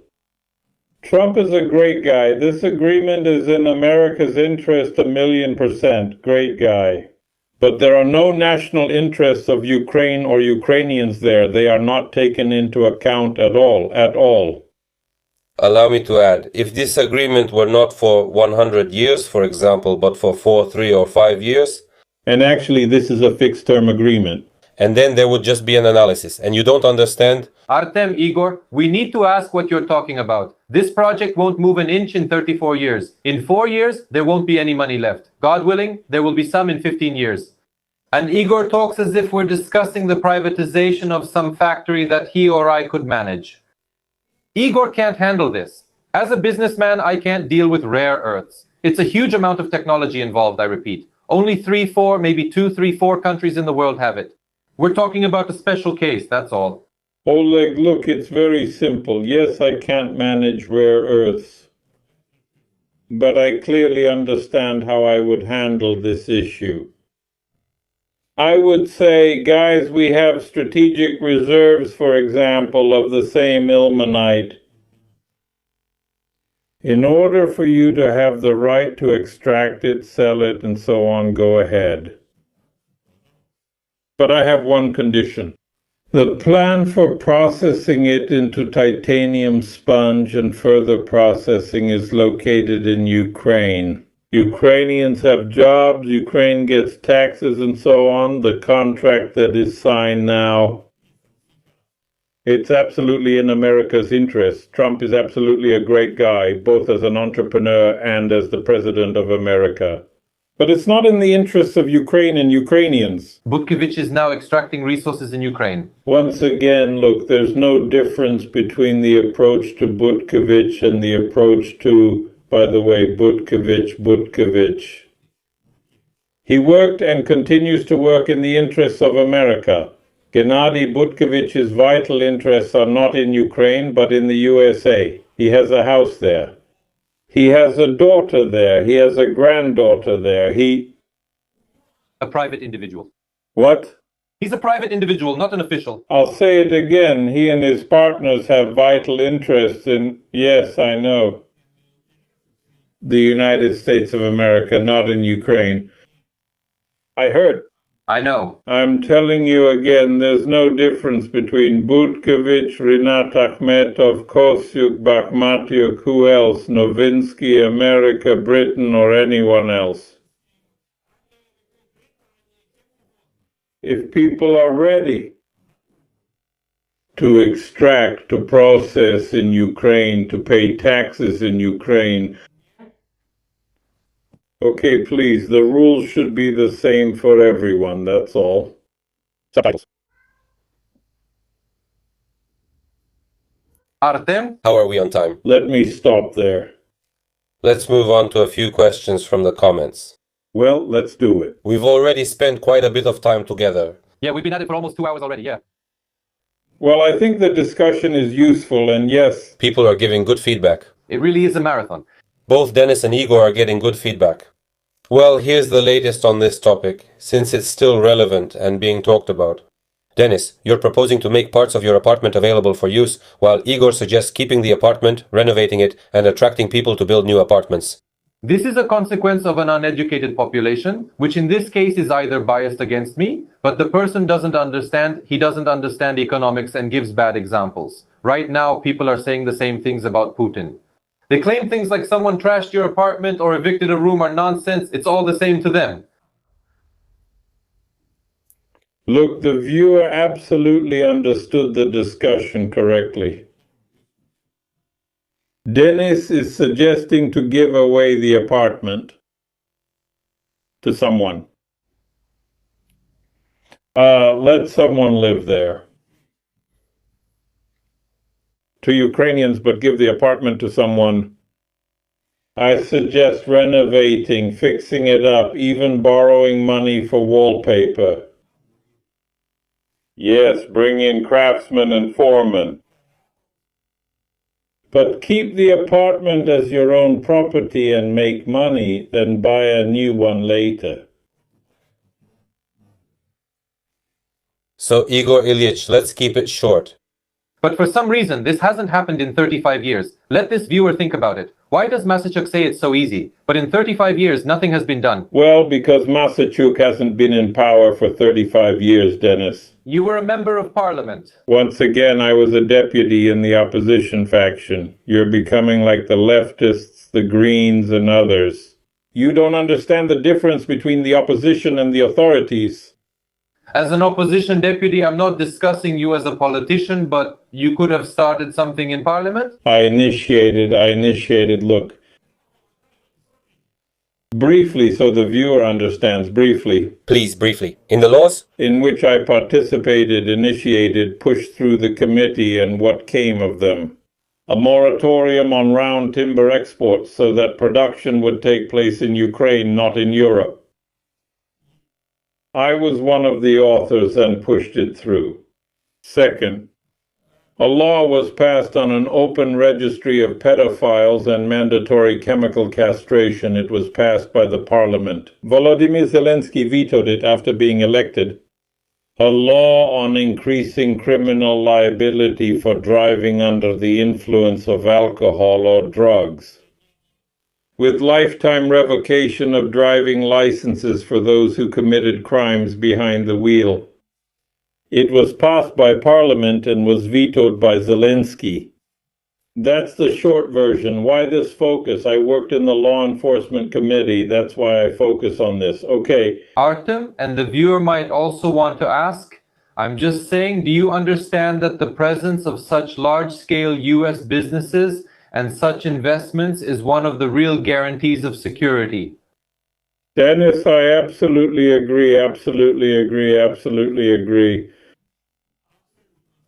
But I'll say one thing. I know how this was discussed, and I'll tell you how this can work. Trump suggested launching 3 projects together, not with Ukraine alone, but with both Ukraine and Russia. Continuation, yes. That's the gas transportation system, a consortium, and I'm all for it.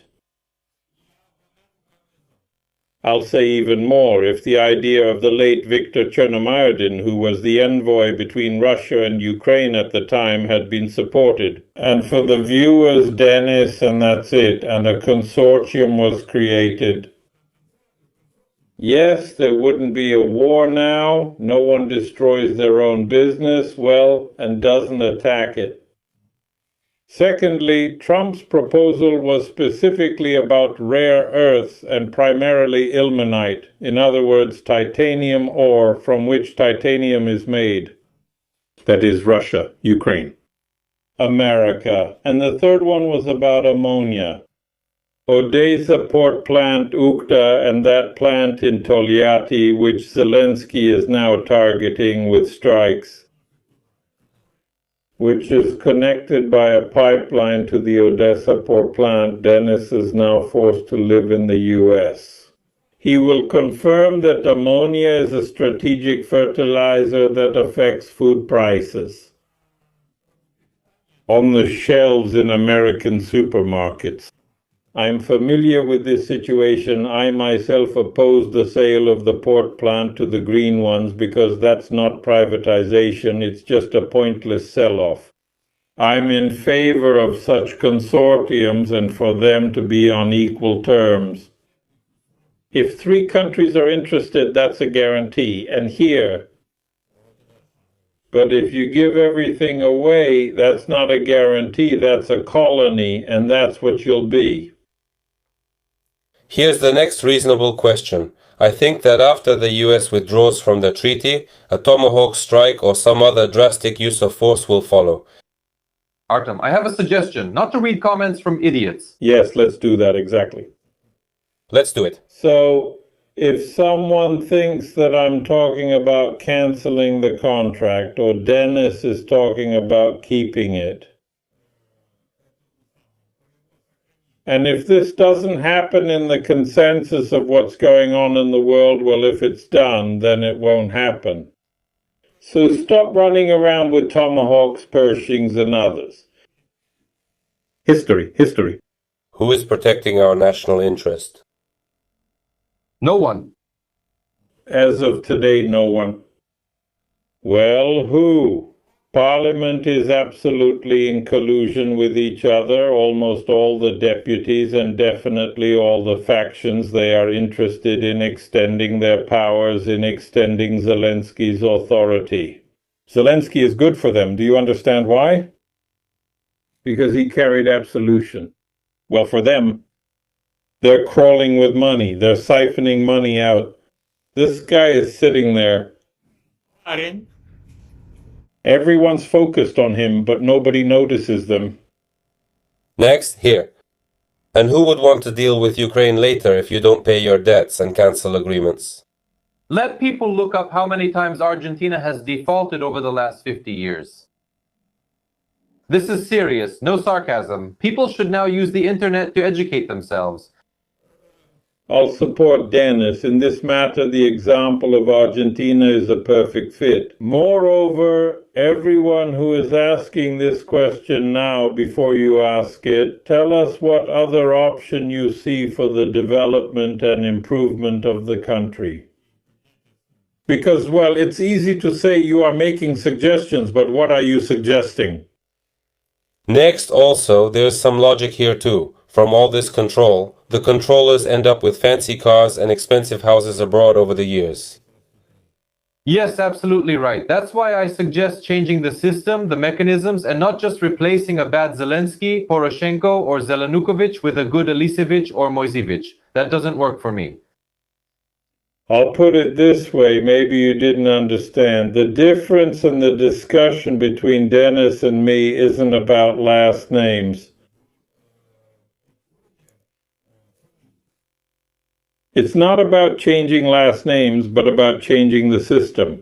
He suggests an external system of control, while I suggest an internal system. I suggest capitalism and a free market. And no, well, I also suggest a free market. Are you suggesting capitalism?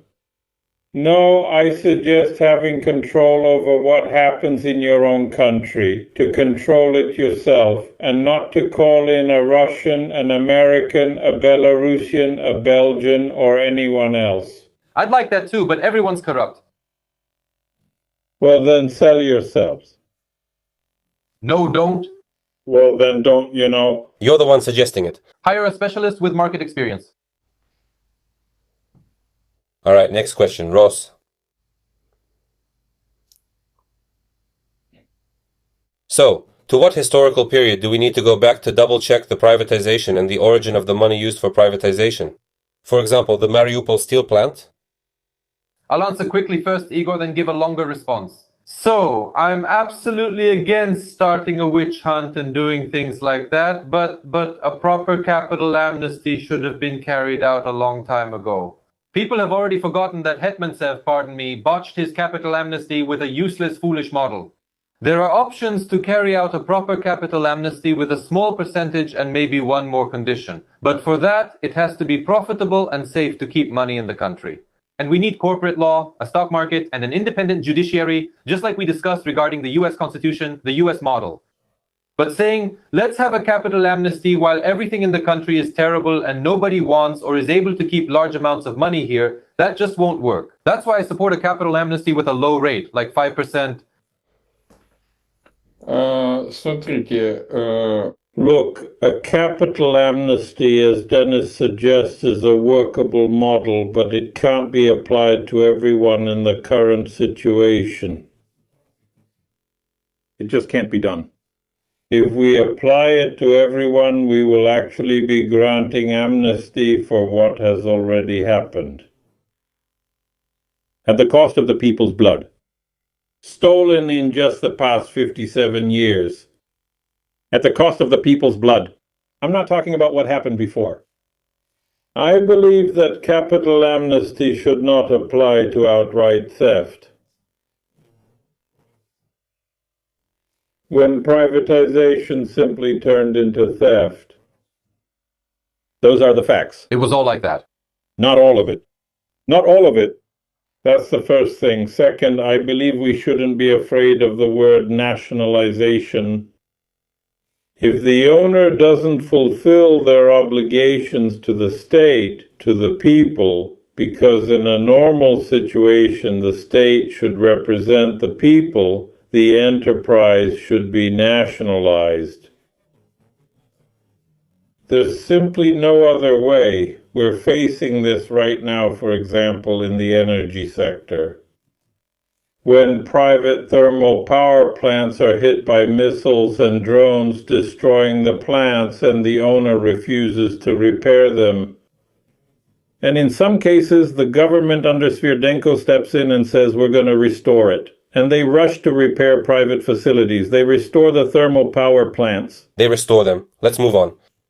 Look at the track record, Artyom. 1 second. Sorry. 1 moment, I need to reply. Why do I oppose nationalization?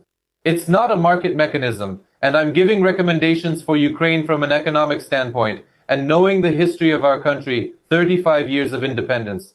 We don't live in a perfect world, there are no honest ones. And what Igor is saying is roughly what's happening with the oil refinery right now. They haven't been able to privatize it for who knows how many years because they're making money there themselves. That's how nationalization will go. Oh, we can't do it right now. And for about 20 years, friends will be running the biggest businesses. Well, that's what you're suggesting. You're suggesting to repair the CHP plants and give them back to Shkrebliak. Hooray? No. I'm not suggesting that, no. Like that? This is an example of a completely failed market, what you're describing right now. Why? Because there was a monopoly there. No. What monopoly? Wait, stop. This is a monopoly issue, not a market one, Igor. How is it a monopoly? Why a monopoly? There's no monopoly. Look, let's take the fifth, the sixth, the most problematic CHP plants in the city of Kiev, which has been destroyed. They didn't belong to Renat Leonidovich, not to... Yes, I know. I know. They belonged to Shula Shkrebliak. And they still do. It was hit. He doesn't want to repair it. What should the country do? Invest its own money so it works for Shkrebliak? What does the legislation say about this? Nationalization or investing money. No, right now, what does it say? What? Legislation. Current legislation. The legislation says that there is a possibility of nationalization. If Shkrebliak refused, right? Either or either nationalization or investment.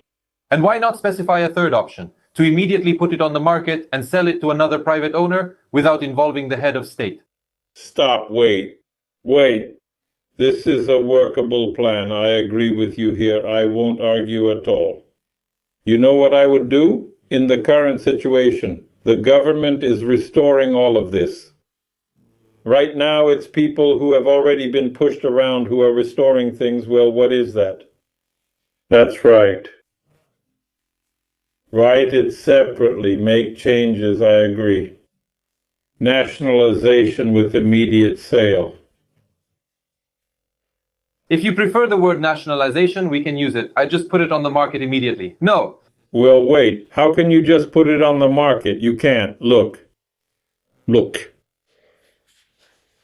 Why, for example, is it that Melanie is nationalizing this copper plant? She has already announced its sale, you understand? She has already announced its sale.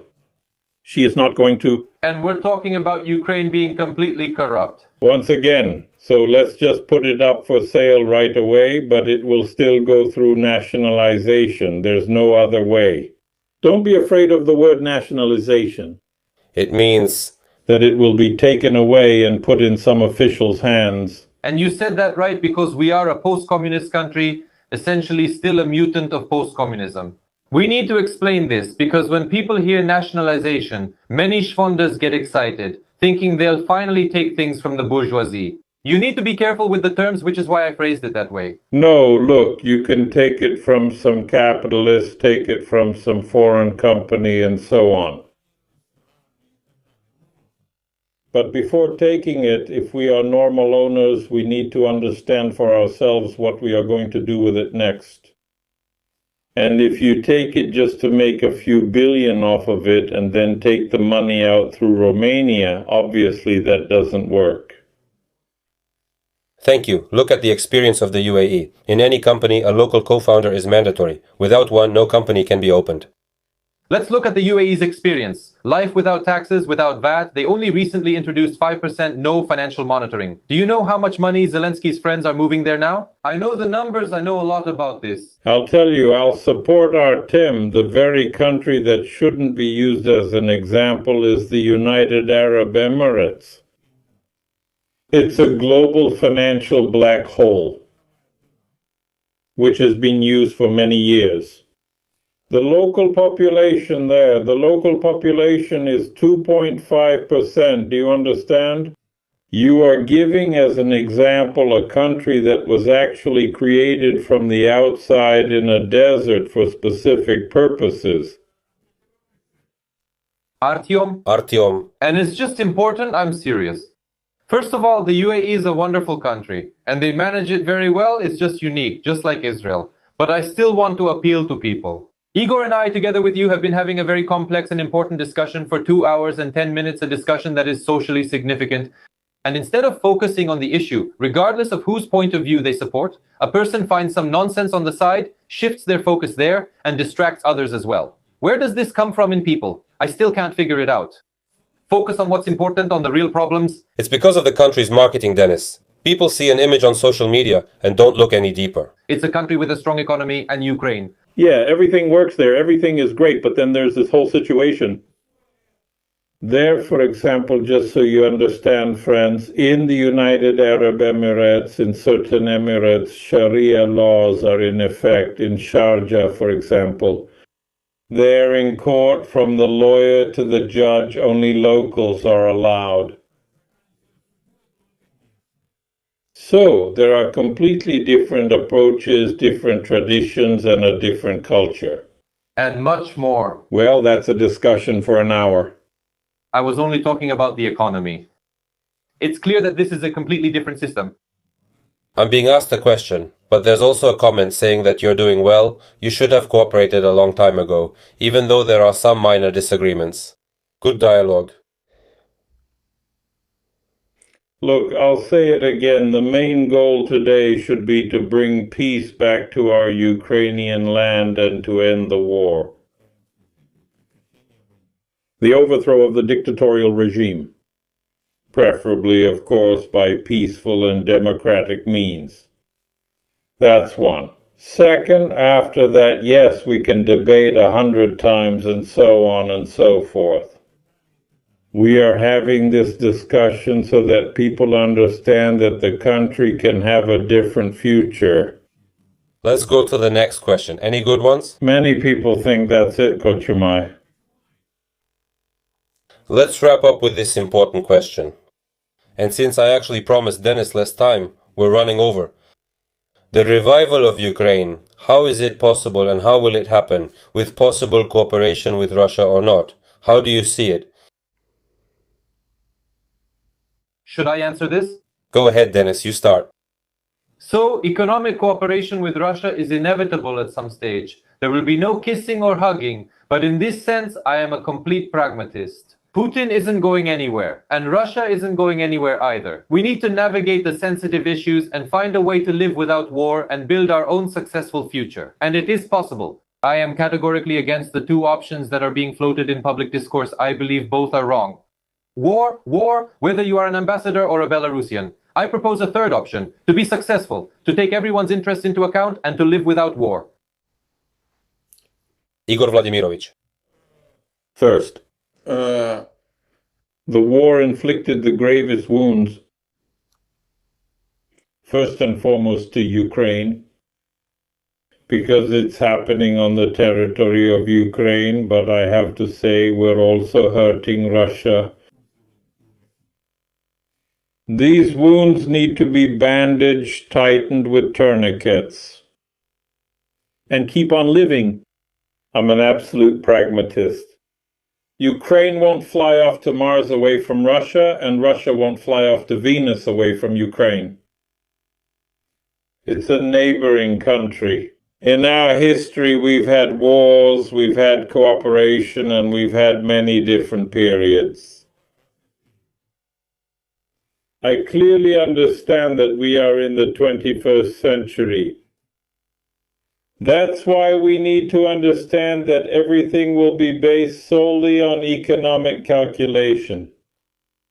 Cutting off your nose to spite your face, for example, paying 300 euros more for gas than in Russia, is crazy. We must be an absolutely neutral country. We should act based on our national interests. Where it's more pragmatic and cheaper, that's where we get it from. Projects proposed by Trump about joint projects, things that need to be implemented, they will be the most reliable guarantor of security. There is no better guarantor. That's why I support Donald Fredovich 100%, and I want to say the following. If we don't heal our wounds and realize the mistakes of the past, we will never build a future. Thank you very much. Thank you. Artyom, thank you, Denis, and I think we'll continue. By the way, many comments suggest we should do this lineup again. Actually, all those comments are from the same account. Thank you, viewers, for your support and questions. Goodbye. Goodbye, all the best, thank you.